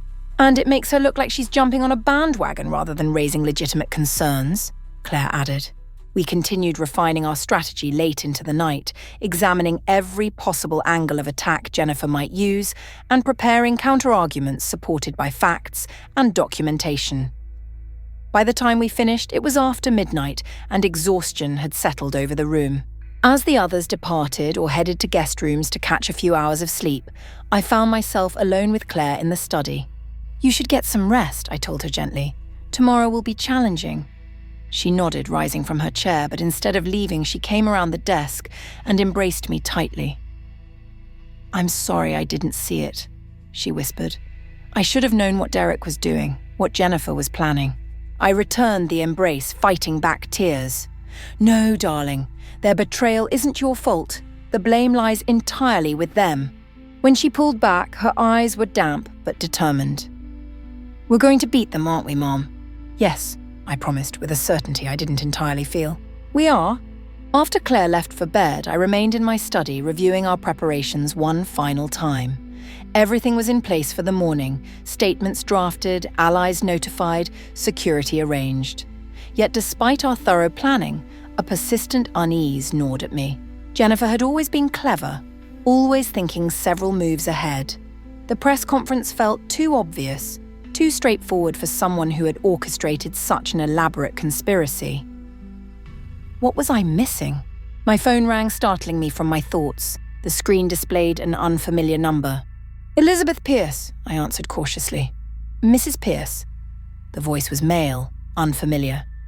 "My name is Detective Michael Reeves with the Mountain County Sheriff's Department. I'm calling about your son-in-law, Derek Pierce." My heart raced, but I kept my voice steady. "Yes, Detective, have you found him?" "Not exactly," the detective replied, his tone carefully neutral.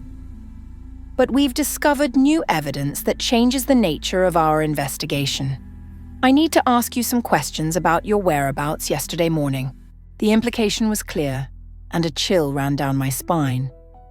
This was the angle I'd missed. Jennifer wasn't just planning to attack my business reputation, she was setting me up to take the fall for Derek's disappearance. "I was driving to the cabin to pick up my daughter," I replied truthfully. "Why do you ask?" "A witness reported seeing a vehicle matching the description of yours near the location where Derek's car was found, approximately 2 hours before your daughter reported him missing." It was a lie, of course. I hadn't been anywhere near the cabin until after Claire had called me.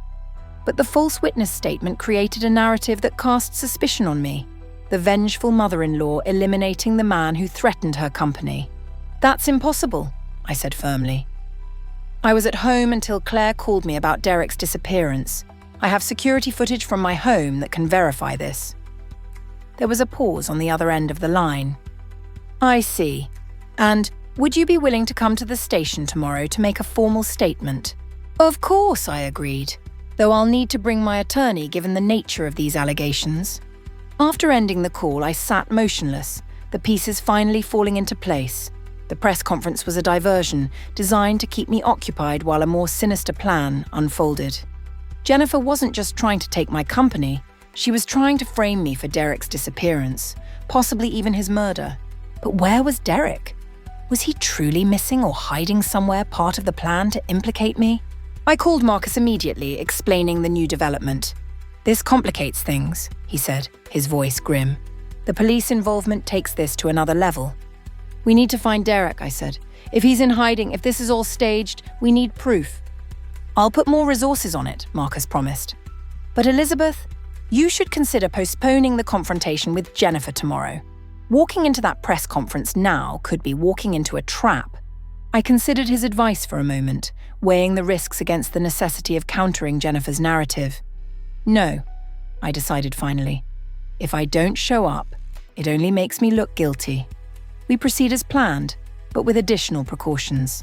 After hanging up, I reached for the security console on my desk, checking that all the home's systems were active and functioning. As I scrolled through the feeds from various cameras positioned around the property, something caught my eye. A shadow moving near the garden gate, too large to be an animal, too deliberate to be caused by wind. I switched to that camera, enhancing the image. A figure dressed in dark clothing was carefully manipulating the lock on the gate, their face obscured by a hood. My first instinct was to call the security team stationed outside, but something held me back. The figure's movements were familiar, the height and build stirring a memory I couldn't immediately place. I watched, breath held, as they successfully bypassed the lock and slipped into the garden, moving with purpose toward the house. As they passed beneath another camera, the hood slipped back momentarily, revealing a glimpse of their face. Ethan, my son, whom I hadn't seen or spoken to in months. Confusion flooded me. What was Ethan doing here, sneaking onto the property in the middle of the night? Had Jennifer recruited him too? Was he another piece in her elaborate chess game against me? I reached for my phone to alert security, then hesitated again. Ethan had always been the quiet one, keeping to himself, staying out of the family business.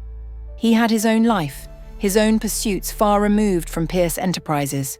I had never worried about him the way I had about Claire and Jennifer, perhaps another parental failing on my part. Decision made. I switched off the alarm for the kitchen door, the one closest to Ethan's approach, and made my way downstairs to intercept him. If he was part of Jennifer's conspiracy, I wanted to face him directly, to understand the full extent of my children's betrayal. The kitchen was dark and silent as I entered, illuminated only by the faint glow of security lights from the garden. I positioned myself near the door, waiting, my heart pounding with a mixture of dread and determination. Minutes later, the door handle turned slowly and Ethan slipped inside, his movements cautious, furtive. He didn't see me at first, his attention focused on navigating the dark room. "Hello, Ethan," I said quietly. He startled violently, spinning toward my voice, eyes wide with alarm. "Mom? Jesus, you scared me!" "I could say the same," I replied, switching on a small lamp that cast the kitchen in a soft glow. Breaking into my house in the middle of the night isn't exactly a conventional visit. Ethan looked different than the last time I'd seen him. Thinner, with dark circles under his eyes, and a tension in his posture that spoke of prolonged stress. He glanced nervously at the door behind him, then back to me. I couldn't risk being seen coming here, he said, his voice low. Jennifer has people watching the house. The statement sent a chill through me, but I kept my expression neutral. And how would you know that, Ethan? Are you working with her too? His face registered shock, then understanding. You think I'm part of her plan? God, Mom, no, I'm here to warn you. I studied him carefully, searching for signs of deception. Ethan had always been the most difficult of my children to read, his emotions carefully guarded even as a child. Warn me about what? He moved further into the kitchen, keeping his voice low. Jennifer approached me months ago, tried to recruit me. She said you were planning to leave everything to Claire, that the only way to get what was rightfully ours was to work together. The revelation stung, though it shouldn't have surprised me. Of course Jennifer would try to enlist Ethan in her conspiracy. And did you believe her? At first, maybe, he admitted, looking away. You and I haven't exactly been close, Mom. And Jennifer, she's always been persuasive when she wants to be. I felt a fresh wave of guilt. Had I neglected Ethan so much that he could believe such lies about me? Had I been so focused on the company, on Claire and Jennifer, that I'd pushed him to the periphery of my attention? What changed your mind? I asked. She started talking about Claire, he said, his expression hardening. About how she was in the way, how things would be simpler if she wasn't around. That's when I realized this wasn't just about the company. Jennifer was planning something worse. A chill ran through me at the confirmation of my worst fears. When was this? About a week before Claire got sick, Ethan replied, his implication clear. The timing couldn't be coincidental. Claire's mysterious illness, which had defied easy diagnosis and left her weakened for months. Had it been Jennifer's doing? Had she actually poisoned her own sister? Why didn't you come to me sooner? I demanded, anger flaring at the thought that Ethan might have known about a threat to Claire and remained silent. I tried, he insisted. I called your office 3 times, but Jennifer intercepted the messages. After that, I started watching her, trying to figure out what she was planning.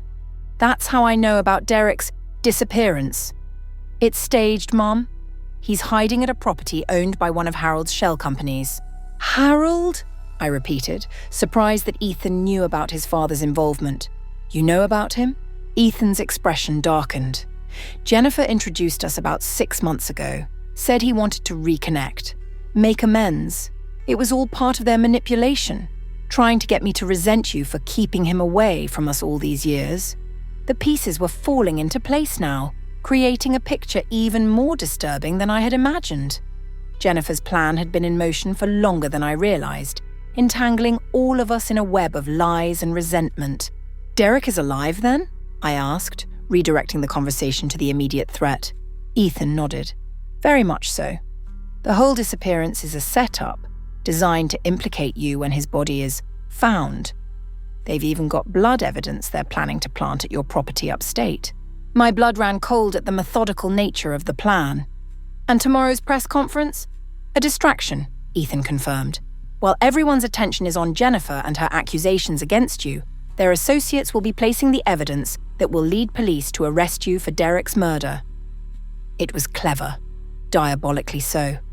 With me in jail facing murder charges, the board would have no choice but to remove me from leadership. The company would be vulnerable, Claire devastated and distracted. Jennifer could step in as the grieving sister and widow, the natural choice to stabilize the family business. Where is Derek now? I asked, my mind already formulating a counter-strategy.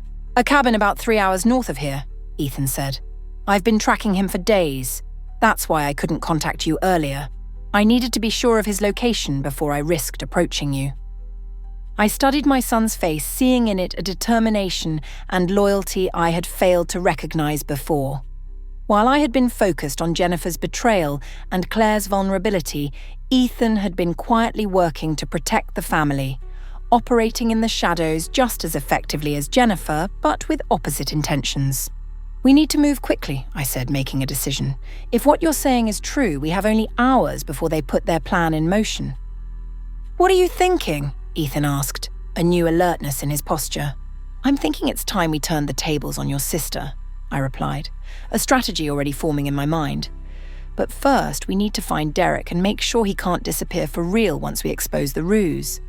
Ethan nodded, a hint of a smile playing at his lips, an expression so reminiscent of his childhood that it made my heart ache with renewed determination. "I'm with you, Mom. Whatever you need." "Then let's get to work," I said, leading him toward my study. "We have a long night ahead of us and a family to save. What's left of it, anyway." As we climbed the stairs, I felt a strange mixture of emotions: grief for the daughter I had lost to her own ambition, pride in the son who had found his way back to us, and a steely resolve to protect Claire and the legacy I had built. The battle lines had been drawn more clearly now, and with Ethan's help, we finally had a chance to get ahead of Jennifer's machinations. The storm was gathering strength, but for the first time in days, I felt prepared to weather it. Jennifer had underestimated me once by thinking I wouldn't discover her plot. Now she had underestimated the family bonds that remained intact despite her best efforts to destroy them. That would be her final mistake. Chapter 5. Dawn broke over the city, painting the sky in shades of amber and rose that belied the darkness of our situation. Ethan and I had worked through the night, piecing together the extent of Jennifer's conspiracy and formulating our response. Claire had joined us around 3 a.m., unable to sleep and unwilling to be left out of the planning. The three of us, huddled around my study desk with maps and documents spread before us, felt like generals preparing for battle. "Let me get this straight," Claire said, her voice steady despite the shock of learning about Ethan's suspicions regarding her illness. Jennifer and Derek staged his disappearance to frame Mom for murder, while simultaneously planning to make accusations about financial mismanagement at the press conference.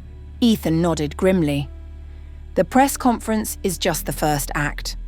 While Mom is publicly defending herself against Jennifer's accusations, their associates will be planting evidence at the upstate property: Derek's blood, personal effects that would suggest he was killed there. "And the police are already asking questions about my whereabouts," I added. "It's a carefully constructed trap. If we don't move quickly, I could be arrested by this evening." Claire's face hardened with resolve.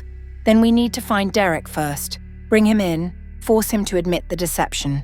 "It's not that simple," Ethan cautioned. "The cabin where he's hiding is remote and they'll have security, people working for Harold who are being paid well to keep Derek's location secret." "Then we bring in the police," Claire suggested. "Tell them everything we know." I shook my head. Without concrete evidence, it would be our word against theirs. Jennifer has been careful. Most of the conspiracy has been conducted verbally, with minimal electronic trail, and they've had months to fabricate evidence supporting their version of events. "So what's our plan?" Claire asked, looking between Ethan and me. I stood up, moving to the window where the first rays of sunlight were beginning to illuminate the garden. "We split up. Ethan, you take Marcus and two of his most trusted men to the cabin. Your goal is to document Derek's presence there, and if possible, obtain evidence of the conspiracy. Photographs, recordings, anything that proves he's alive and in hiding." Ethan nodded, accepting the assignment without hesitation. "Claire and I will attend Jennifer's press conference as planned," I continued. "We'll counter her accusations with the evidence we've already prepared, playing our part to keep her occupied and unaware that we're onto the bigger plot." "And what about Harold?" Claire asked. "Where does he fit into today's events?" I turned back to face my children, noting the way the morning light illuminated their features, so similar despite their different personalities. "According to what we know, Harold will be coordinating from behind the scenes. He won't show his face publicly. That would raise too many questions about his sudden return and involvement." "I might be able to find him," Ethan offered. "After we secure evidence of Derek's location, I can track Harold through the channels I've been monitoring." "No," I said firmly. "Your priority is Derek. Harold is—" I hesitated, still struggling with the painful reality of my ex-husband's betrayal after so many years. "Harold is a secondary concern for now." The truth was, I wasn't sure what I would do when faced with Harold again. Our confrontation at the Meridian had been brief, overshadowed by the more immediate threat posed by Jennifer and Derek. but his willingness to conspire against me, to use our daughters as pawns in his game of revenge or greed, stirred a rage in me that I could barely contain. "We should get moving," Claire suggested, glancing at her watch. "Jennifer's press conference is scheduled for 10 a.m. That gives us less than 4 hours to prepare." I nodded, pulling myself back to the immediate concerns. "Ethan, coordinate with Marcus. Take whatever resources you need, but be careful. If they spot you approaching the cabin, they might move Derek, or worse, decide to make his disappearance real." Ethan's expression was grim as he stood. "I'll be careful. And Mom?" He hesitated, something vulnerable flickering across his face. "I'm sorry I didn't come to you sooner. I should have trusted you from the beginning." The apology touched me deeply, reminding me of the little boy who had always been so eager to please, so desperate for approval. "You're here now," I said softly. "That's what matters." After Ethan left to meet with Marcus, Claire and I focused on preparing for the press conference. Walter arrived at 7 a.m. with final drafts of our statements and a briefing on potential legal questions that might arise. "The key is to stay calm and factual," he advised as we reviewed the materials. "Jennifer will try to provoke an emotional response, to make you appear unstable or vindictive. Don't give her that satisfaction. I've been dealing with hostile takeovers for 30 years, Walter," I reminded him with a thin smile. "I know how to keep my composure." "This is different," he countered gently. "This isn't just business. It's personal, deeply so. And Jennifer knows exactly which buttons to push." He was right, of course. Jennifer had been my daughter for 32 years. She knew my weaknesses, my triggers, my vulnerabilities in a way that no business adversary ever could. And she wouldn't hesitate to exploit that knowledge. "I'll be fine," I insisted, more to convince myself than Walter. Claire, who had been silently reviewing the press statements, looked up with concern. "Mom, are you sure you want to do this? I could handle the press conference alone, give you time to focus on the Derek situation." The offer was tempting. Part of me wanted nothing more than to avoid the public confrontation with Jennifer, to work from the shadows as Ethan was doing. But I knew that was exactly what Jennifer would expect, for me to hide, to delegate, to distance myself from the accusations. "No," I said firmly. "We do this together as we planned. Jennifer needs to see that her attempts to divide us have failed." Claire nodded, a small smile of approval warming her face. "Together then." At 9 a.m. we received the first text from Ethan. "Arrived near location. Conducting surveillance. Will update when we have visual confirmation." The message was deliberately vague, containing no specific names or details in case our communications were being monitored. But it was enough to know that Ethan and Marcus's team had reached the vicinity of the cabin where Derek was supposedly hiding. "Time to get ready," I told Claire, setting aside my phone. "We should arrive early, secure good positions, make it clear we're not intimidated." As we prepared to leave, dressed in matching shades of steel grey like armour for the battle ahead, my phone rang with an unknown number. Cautious after the previous night's call from the detective, I answered with a guarded, "Elizabeth Pierce." "Mrs. Pierce, this is Dr. Robert Chen again." The familiar voice of Claire's physician sent a wave of relief through me. "I've been reviewing Claire's medical records as you requested, looking for any anomalies during her illness." I had asked him to investigate after Ethan's revelation about Jennifer's possible involvement in Claire's mysterious sickness, though I hadn't shared my full suspicions with the doctor. "Did you find anything?" I asked, moving away from Claire to a more private corner of the room. "Yes," he replied, his voice grave. "There were several inconsistencies in her blood work that didn't align with her symptoms. At the time, we attributed it to an unusual viral response.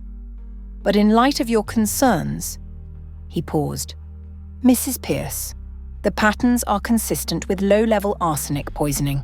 The confirmation of my worst fears made my knees weak." "You're certain?" "As certain as I can be without running new tests," Dr. Chen confirmed. "The levels weren't high enough to be immediately life-threatening, but they were sufficient to cause the symptoms Claire experienced: fatigue, nausea, the cognitive difficulties." I closed my eyes, fighting back a wave of nausea at the thought that Jennifer had systematically poisoned her own sister. "Thank you, Doctor. Please document your findings and send them to my attorney, Walter Green. His contact information is in Claire's file as her secondary legal representative." After hanging up, I took a moment to compose myself before rejoining Claire. The knowledge that Jennifer had not just betrayed us, but had actively harmed Claire, could have killed her if the poisoning had continued, filled me with a cold rage that threatened to overwhelm my carefully maintained control. "Everything okay?" Claire asked as I returned, her perceptive gaze noting the tension in my posture. "Fine," I lied, unwilling to burden her with this additional horror before the press conference. "Just last-minute details with security." She didn't look convinced, but didn't press the issue. "The car's waiting," she said instead. "We should go." The drive to the Guardian Hotel where Jennifer had scheduled her press conference was silent, each of us lost in our own thoughts. Claire stared out the window at the passing city, her profile etched with determination despite the emotional turmoil she must have been feeling. I studied legal documents, reviewing key points for the inevitable questions about company finances and governance. My phone vibrated with another text from Ethan. "Visual confirmation obtained. Target is present and appears unharmed. Proceeding with documentation." Relief washed over me. Derek was at the cabin just as Ethan had predicted. Now we just needed evidence. Proof that his disappearance was staged, that Jennifer and her conspirators were attempting to frame me for a crime that never occurred. As our car pulled up to the Guardian, we were met with a flurry of media activity. News vans lined the street, reporters and camera crews jostling for position near the entrance. Word had clearly spread that this wasn't just another corporate announcement, but something more salacious. "Ready?" I asked Claire as our driver opened the door. She squared her shoulders, a gesture so reminiscent of myself that it momentarily took my breath away. "Ready?" We stepped out together, immediately enveloped in a cacophony of shouted questions and camera flashes. "Mrs. Pierce, are you aware of your daughter's press conference today?" "Claire, how do you feel about your husband's disappearance? Is it true the company is facing financial irregularities?" We moved through the chaos with practiced composure, neither acknowledging nor responding to the questions. Security personnel from Pierce Enterprises, arranged in advance by Marcus, formed a protective corridor guiding us into the hotel lobby. Inside, the scene was slightly more controlled, though no less tense. Hotel staff directed us toward the grand ballroom, where Jennifer's press conference was scheduled to take place. As we approached, I caught sight of Thomas Blackwood standing near the entrance, deep in conversation with Martin Reynolds. Both men froze when they saw us, guilt and surprise flashing across their faces. "Elizabeth," Thomas began, stepping forward with a conciliatory gesture.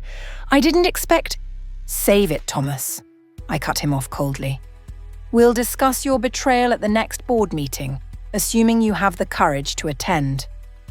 His face reddened, but he made no reply as Claire and I swept past him into the ballroom. The large room was already filling with journalists, financial analysts, and what appeared to be carefully placed supporters of Jennifer's faction. A podium stood at the front, flanked by the Pierce Enterprises logo, a detail that heightened my anger. She was using company resources for her personal vendetta.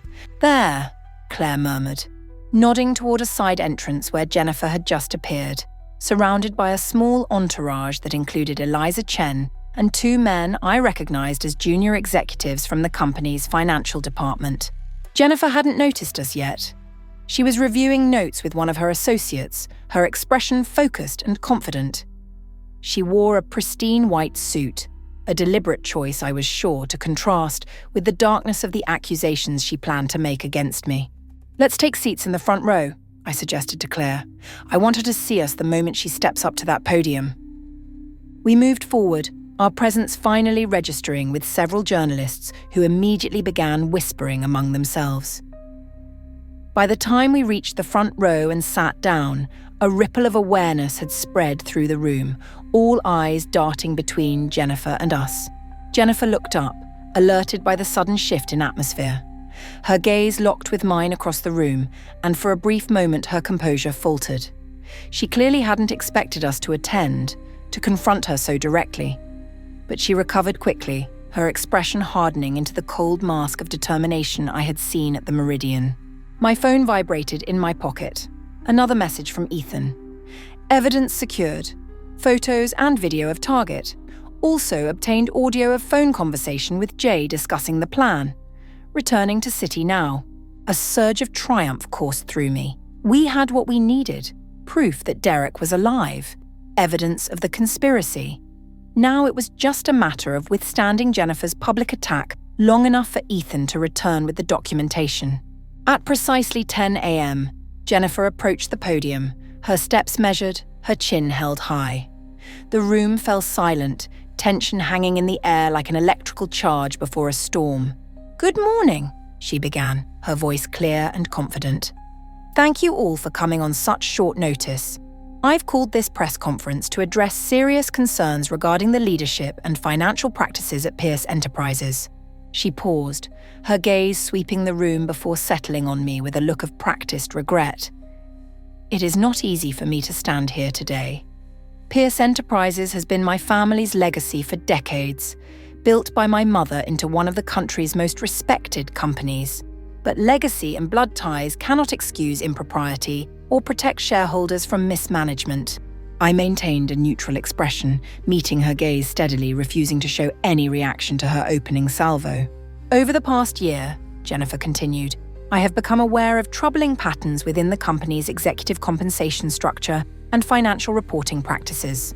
Decisions have been made that prioritize the personal enrichment of certain individuals over the long-term health of the company and the interests of its shareholders." She began detailing a series of allegations. Manipulation of performance metrics to increase executive bonuses, concealment of underperforming assets in quarterly reports, conflicts of interest in vendor selection. Each claim was carefully constructed to contain a kernel of truth, wrapped in layers of misleading interpretation and outright fabrication. I listened without visible reaction, though internally I was cataloguing each accusation, noting how they aligned with the information Derek had been soliciting from Claire over the past months. The evidence of their conspiracy was woven through every word Jennifer spoke. "These practices cannot continue," Jennifer declared, her voice rising with practiced indignation.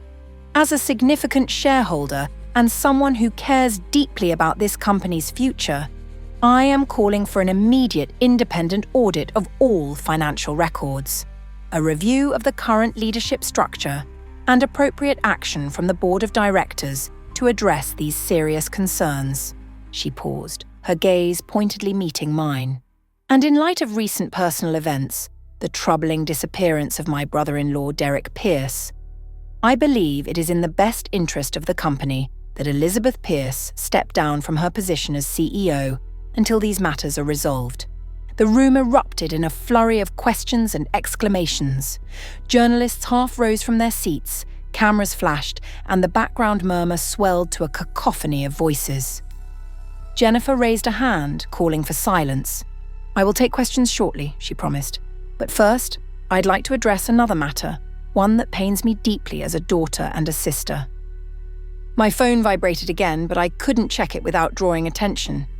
Whatever Ethan was trying to tell me would have to wait. Jennifer was moving to the next phase of her attack, and I needed to be fully present. "Many of you know that my sister, Claire, has been recovering from a serious illness," Jennifer continued, her voice softening with what sounded like genuine concern. "What you may not know is that her condition has left her vulnerable to manipulation and undue influence, particularly from our mother, who has always controlled Claire's access to company matters." Claire stiffened beside me, her hands curling into fists in her lap. The implication was clear. Jennifer was suggesting that I had manipulated Claire during her illness, positioned her as a puppet CEO while maintaining control from the shadows. "I have tried for months to address these concerns privately," Jennifer went on, the picture of reluctant whistleblower. "But my efforts have been met with resistance, denial, and increasingly concerning behavior. And now, with Derek missing under suspicious circumstances, I felt I had no choice but to bring these matters to public attention. It was masterfully done." Jennifer had presented herself as the concerned daughter and sister, forced by conscience and circumstances to take a stand against corruption and potential criminality. She had woven together the business allegations and personal insinuations into a narrative that cast me as both corrupt executive and potentially dangerous matriarch. She finished her prepared remarks and opened the floor to questions. Hands shot up around the room, journalists clamoring to dig deeper into the sensational claims. "Jennifer," called a reporter from the financial press, "can you provide specific examples of the financial irregularities you've alleged?" She nodded gravely. "There are numerous instances, but perhaps the most concerning is the executive compensation structure established last year, which included performance bonuses tied to metrics that were manipulated to ensure maximum payout regardless of actual company performance.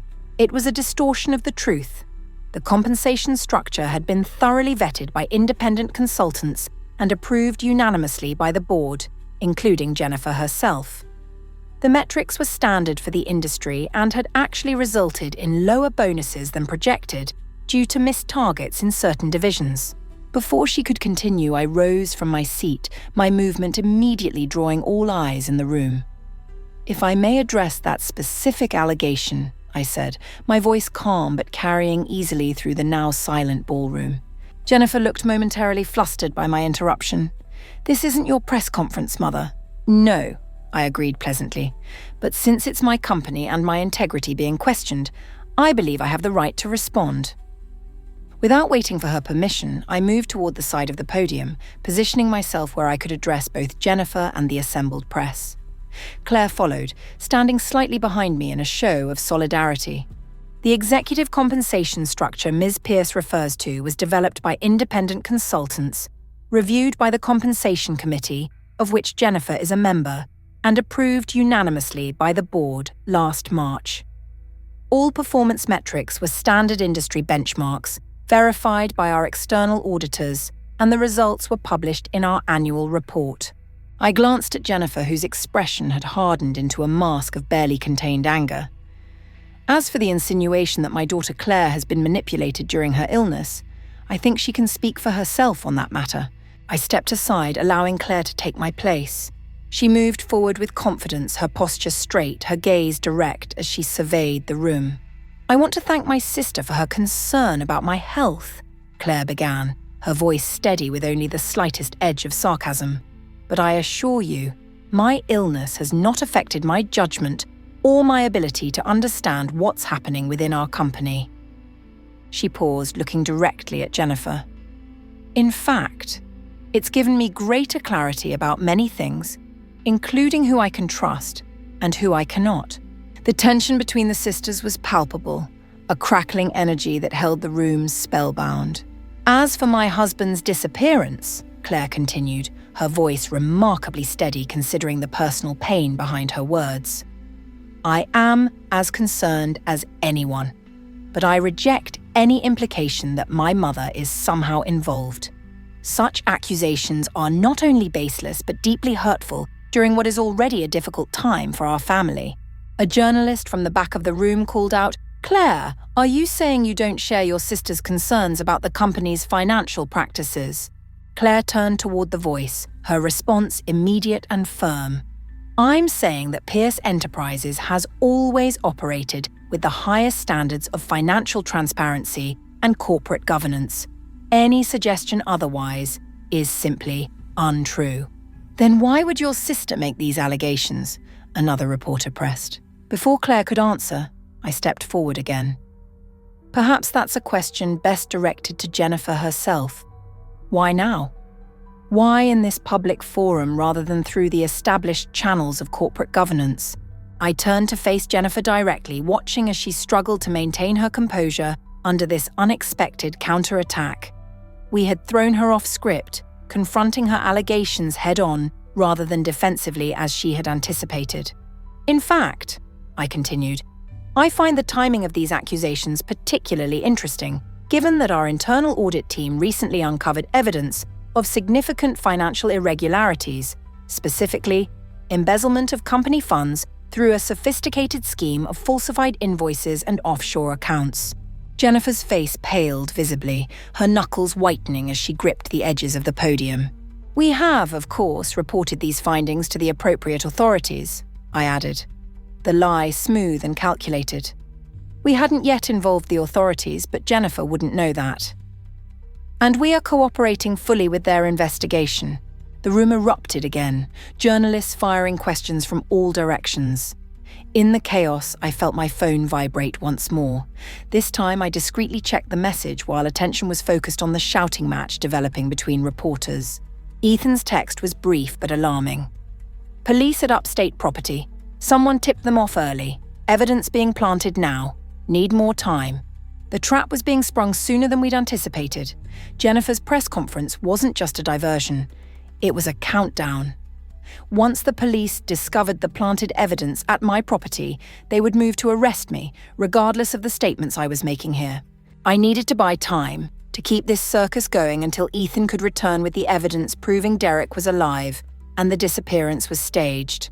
As if reading my thoughts, Jennifer seized control of the situation, raising her voice above the clamour. "These are serious allegations, Mother, and a transparent attempt to deflect from your own misconduct. If there was evidence of embezzlement, why hasn't the board been informed? Why haven't charges been filed?" "The investigation is ongoing," I replied smoothly. "The board will be fully briefed at the appropriate time, once all the facts have been established." "Convenient," Jennifer scoffed. "Just as it's convenient that you've shown up here today to disrupt these proceedings and prevent me from presenting my concerns in full."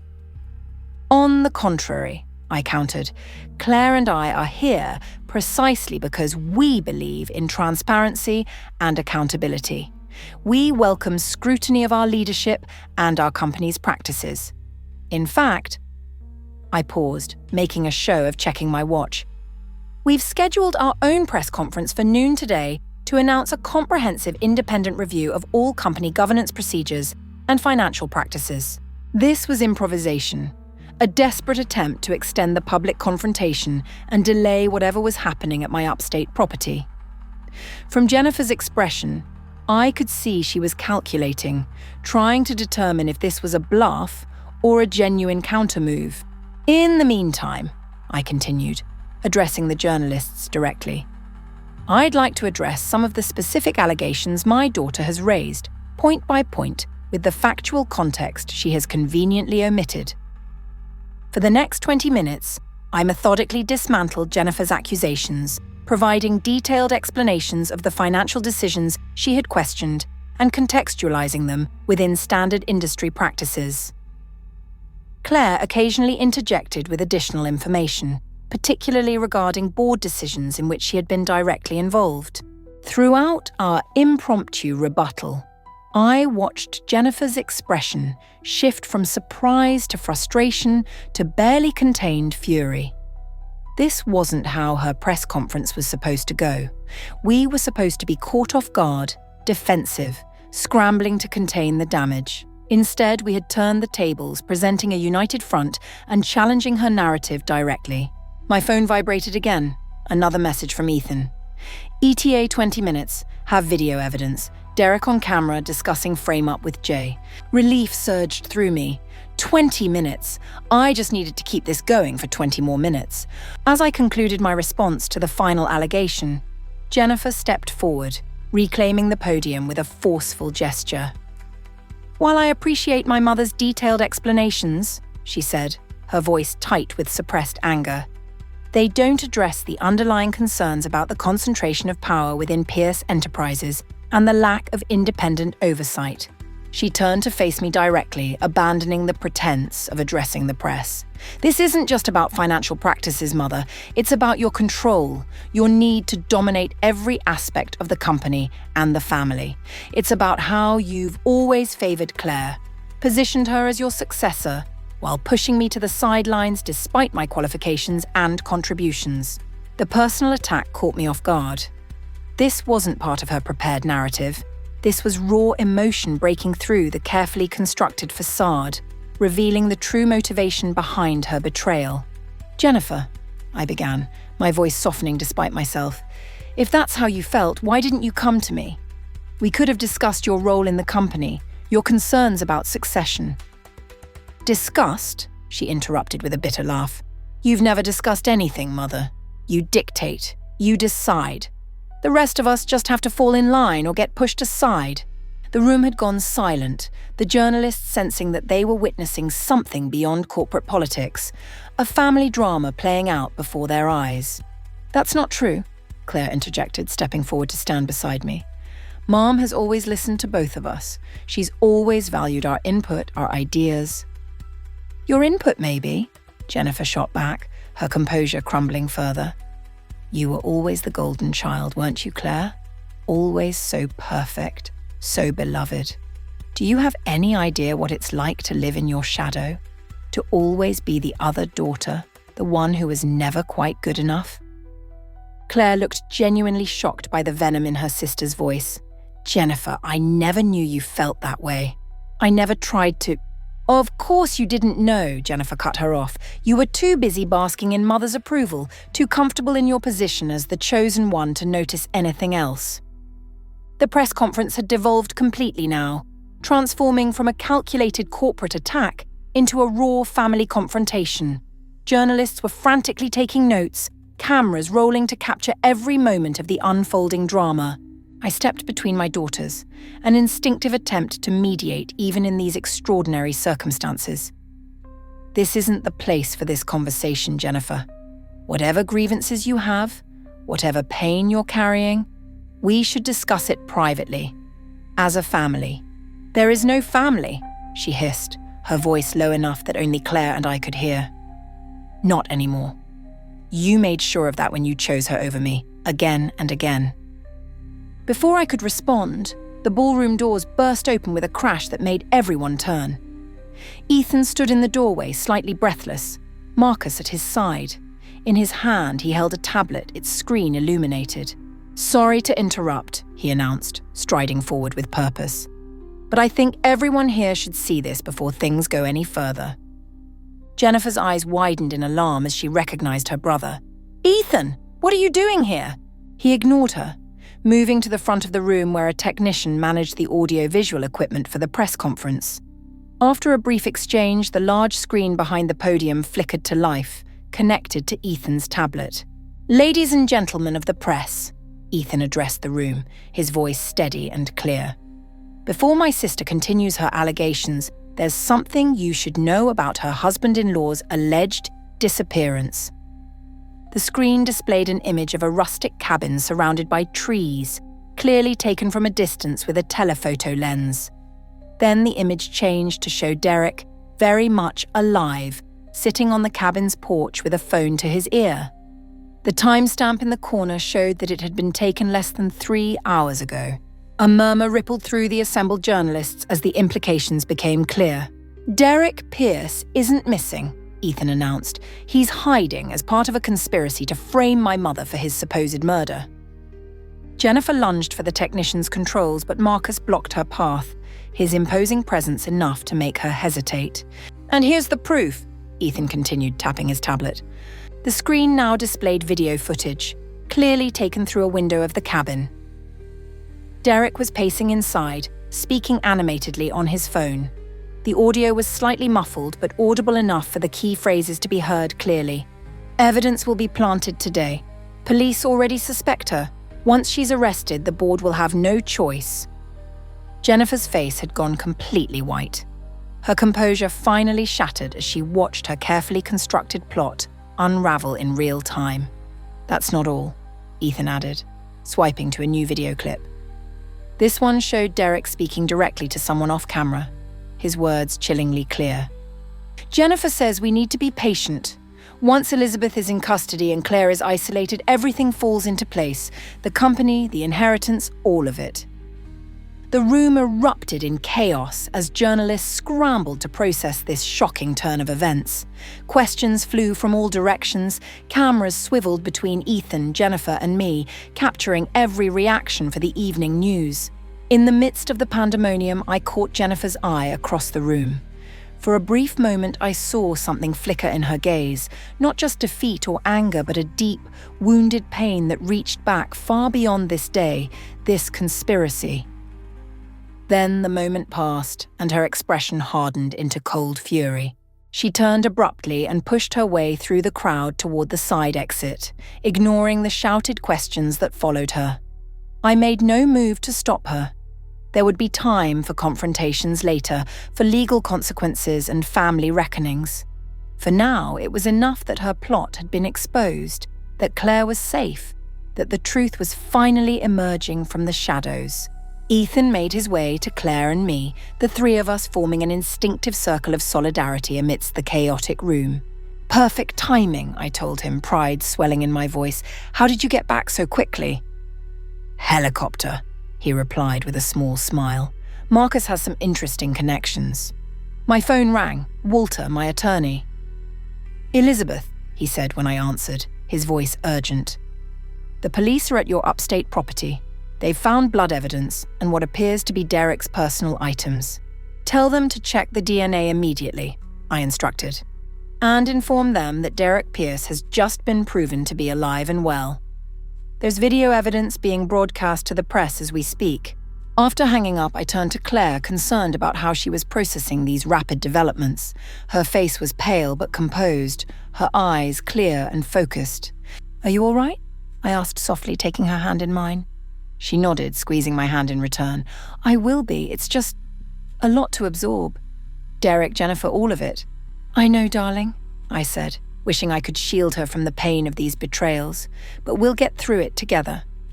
As the three of us made our way toward the exit, reporters continuing to shout questions that we ignored, I felt a strange mixture of emotions, relief that the immediate danger had passed, sorrow for the daughter I had lost to her own resentment, and a cautious hope for what might be rebuilt from the wreckage of our family. The battle wasn't over. Jennifer was still free, her co-conspirators still at large, the legal and corporate ramifications of their plot still to be resolved. But for the first time in days, I felt the momentum shift, the balance of power tipping back in our favor. Outside the hotel, in the bright light of midday, Claire suddenly turned to me, her expression thoughtful. Mom, what Jennifer said in there, about always feeling overlooked living in my shadow, was that true? Did I do that to her? I considered the question carefully, thinking back over years of family dynamics, of choices made and priorities set. I don't know, I admitted finally. Perhaps in some ways we all failed to see what she needed, what she was feeling. But Jennifer made her choices, Claire. She chose betrayal over honesty, manipulation over conversation. That's not on you. Claire nodded, though her expression remained troubled. Still, I can't help wondering if things could have been different, if we'd somehow seen the signs earlier. We can't change the past, Ethan interjected gently, but we can decide what happens next, how we move forward from here. As our car arrived to take us back to my home, I glanced back at the Guardian Hotel, thinking of Jennifer somewhere inside, her carefully constructed plans in ruins, her future now uncertain. Despite everything she had done, everything she had planned to do, a part of me still ached for the daughter I had raised, for the family that might have been. But Ethan was right. We couldn't change what had happened, the betrayals, the lies, the broken trust. We could only decide what came next. And as I slid into the car beside my two children who had stood with me against the storm, I knew that whatever challenges lay ahead, we would face them together, our bonds strengthened by the fire we had just endured. The war wasn't over, but the tide had turned. Now it was time to secure our victory and begin the long process of healing the wounds that remained. Chapter 6. 3 weeks after the disastrous press conference, I stood at the window of my office, watching the city lights flicker to life as dusk settled over the skyline. The view had always brought me comfort, a visual reminder of the empire I had built from nothing. Tonight, however, my thoughts were elsewhere, on family rather than fortune, on healing rather than ambition. The aftermath of Jennifer's exposed conspiracy had unfolded with dizzying speed.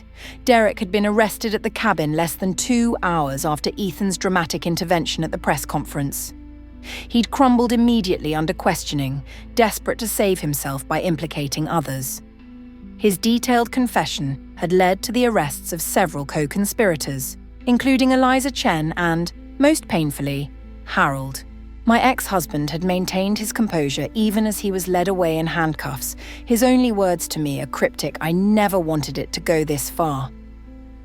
Whether that was truth or just another manipulation, I would likely never know. Jennifer, however, had vanished. She'd slipped away during the chaos at the hotel, and despite extensive efforts by law enforcement, she remained at large. The authorities believed she had fled the country using false identification arranged before the conspiracy imploded. Further evidence of her meticulous contingency planning. Part of me was relieved she had escaped immediate arrest. Despite everything she had done, the thought of my daughter in prison was almost unbearable. Another part knew that her absence meant our family story remained unfinished, the final confrontation merely postponed rather than avoided. A soft knock at my office door interrupted my thoughts. "Come in," I called, turning from the window. Claire entered, dressed in a simple black dress, her hair pulled back in a neat chignon. In the weeks since the revelations about Derek and Jennifer, she had transformed, not just emotionally but physically as well. The lingering effects of her illness had faded completely, her strength returning with remarkable speed once the subtle poisoning had stopped. "The car's ready," she said, her voice gentle but steady. "Ethan's already downstairs." I nodded, gathering my coat and purse. Today marked another milestone in our family's painful journey. Derek's sentencing hearing. He had pleaded guilty to reduced charges in exchange for his testimony against the other conspirators, but he would still face significant prison time for his role in the plot. "Are you sure you want to be there?" I asked Claire, not for the first time. "No one would blame you for staying away." She offered a small, sad smile. "I need to see it through, Mom. For closure, if nothing else." In the elevator descending to the lobby, I studied my daughter's profile, marveling at her resilience. The betrayal by her husband and sister had been devastating, yet she had faced it with a dignity and strength that humbled me. There were moments of breakdown, of course, nights when I had held her as she sobbed, days when anger overtook her usual composure. But she was healing, finding her way forward one difficult step at a time. Ethan waited for us in the lobby, his tall figure a reassuring presence. He had remained in the city after the conspiracy unraveled, taking an extended leave from his own life to help us navigate the aftermath. In the process, he had begun to carve out a new role for himself within both the family and the company. "Ready?" he asked simply as we approached. Claire nodded, and the three of us walked together to the waiting car, a united front as we had been since that fateful press conference. The courthouse was crowded with journalists and curious onlookers, drawn by the salacious details of family betrayal that had emerged during the legal proceedings. We moved through them silently, ignoring shouted questions and the constant click of cameras. Inside the courtroom, we took seats in the front row, directly behind the prosecution table. Minutes later, Derek was led in, handcuffed, and wearing a prison jumpsuit that hung loose on his frame. He had lost weight during his pre-trial detention, his once handsome face now gaunt and shadowed. His eyes found Claire immediately, a mixture of shame and pleading in his gaze. She met his look steadily, her expression neither angry nor forgiving, simply present, witnessing this moment of accountability. The proceedings were brief. The judge reviewed the plea agreement, recited the charges to which Derek had admitted guilt, and then delivered the sentence. 8 years in federal prison with the possibility of parole after 5, contingent upon his continued cooperation in the cases against his co-conspirators. As the sentence was pronounced, I felt Claire tense beside me. I reached for her hand, finding it cold but steady. On her other side, Ethan placed a supportive hand on her shoulder. The three of us, bound not just by blood, but by the shared experience of weathering Jennifer's betrayal, drew strength from one another's presence. When it was over, when Derek had been led away for the last time, we exited the courthouse through a private entrance arranged by Walter to avoid the media circus at the main doors. In the car heading back to my home, Claire finally spoke. 8 years, she said quietly. It seems both too much and not enough somehow. I know, I replied, understanding exactly what she meant. No prison sentence could truly address the personal betrayal, the broken vows, the shattered trust. Yet measured against what might have happened, Claire continuing to be poisoned, me imprisoned for a murder that never occurred, Jennifer seizing control of everything we had built, it seemed almost lenient. "Have there been any new leads on Jennifer?" Ethan asked, changing the subject slightly. I shook my head. Nothing concrete.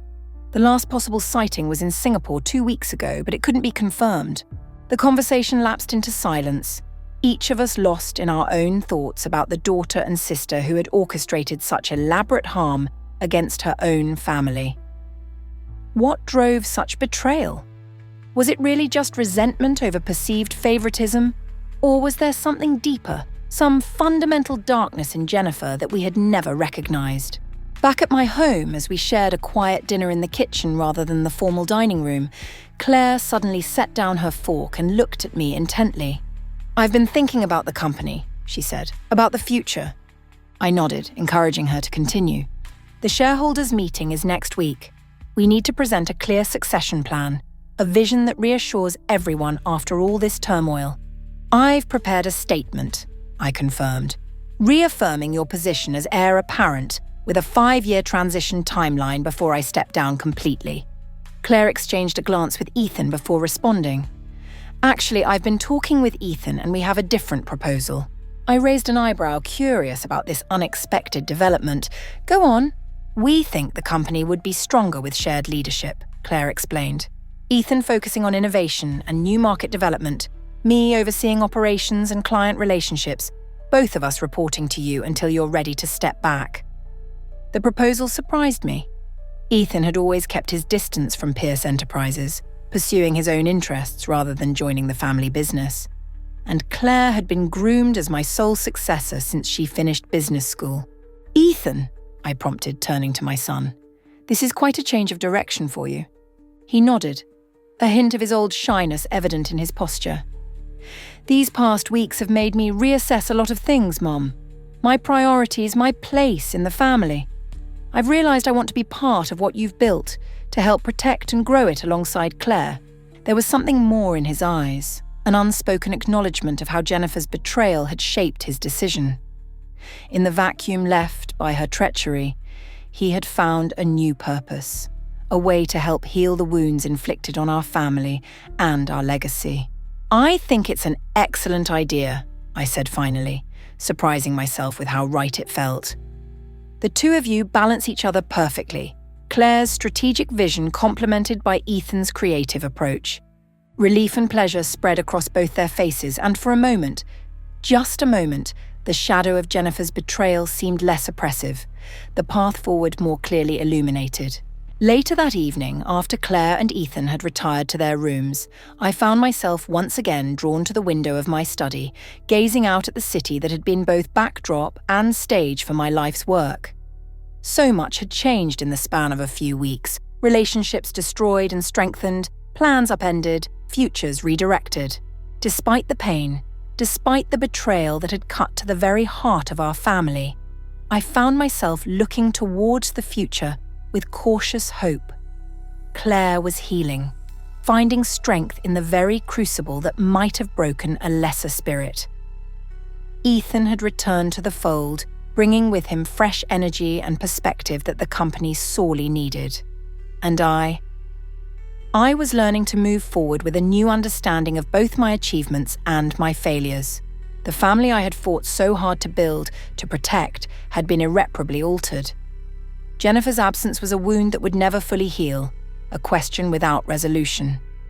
Had I failed her somehow?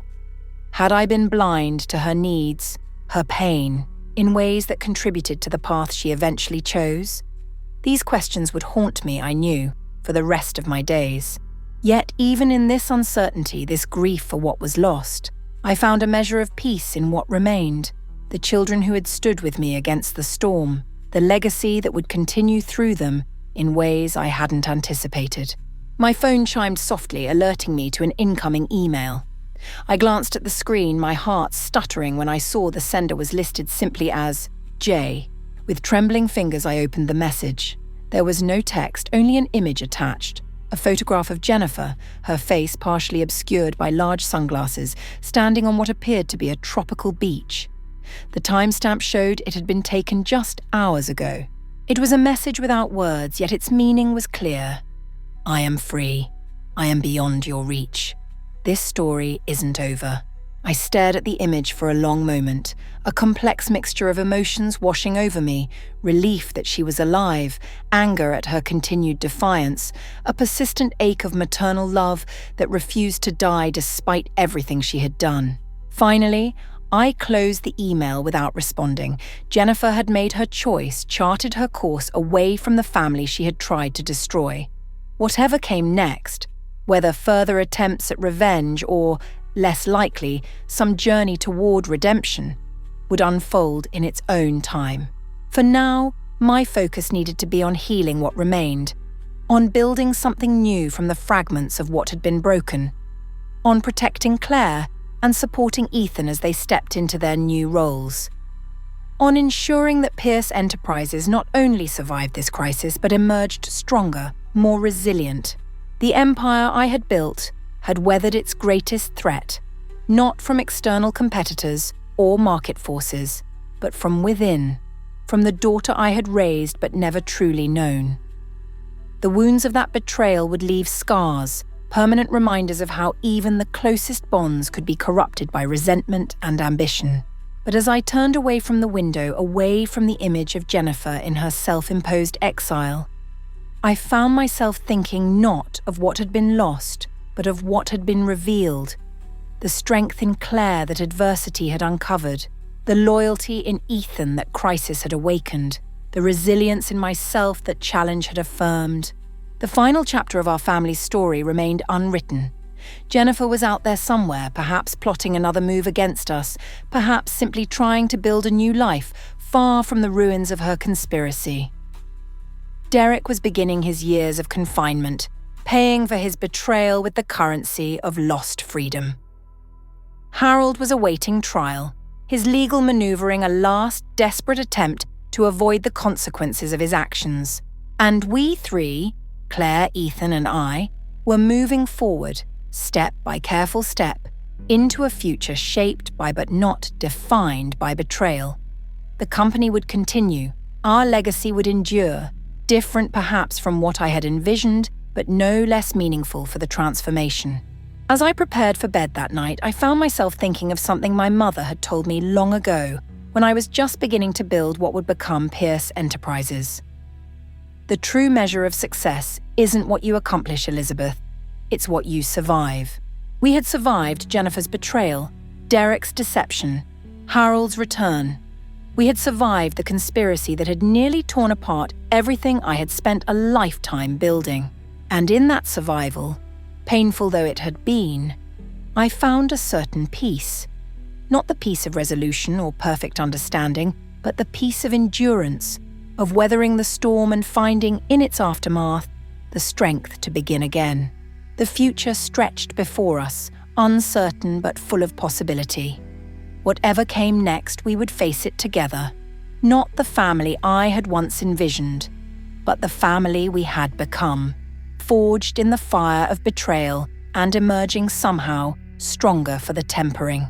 It was enough. It had to be enough. And somewhere, in a corner of my heart that refused to surrender to bitterness or despair, I held a quiet hope that someday, somehow, Jennifer might find her way back, not to the company or the inheritance she had coveted, but to some form of reconciliation, some healing of the wounds that had driven her to such desperate measures. Until then, life would continue, the company would grow, Claire and Ethan would step into their new roles, and I would watch over them all, guardian of what remained, architect of what might yet be built from the ruins of betrayal. The empire would stand, different perhaps from what I had imagined, but standing nonetheless. And in the end, that was what mattered most. Wow, what a story! And there is more coming.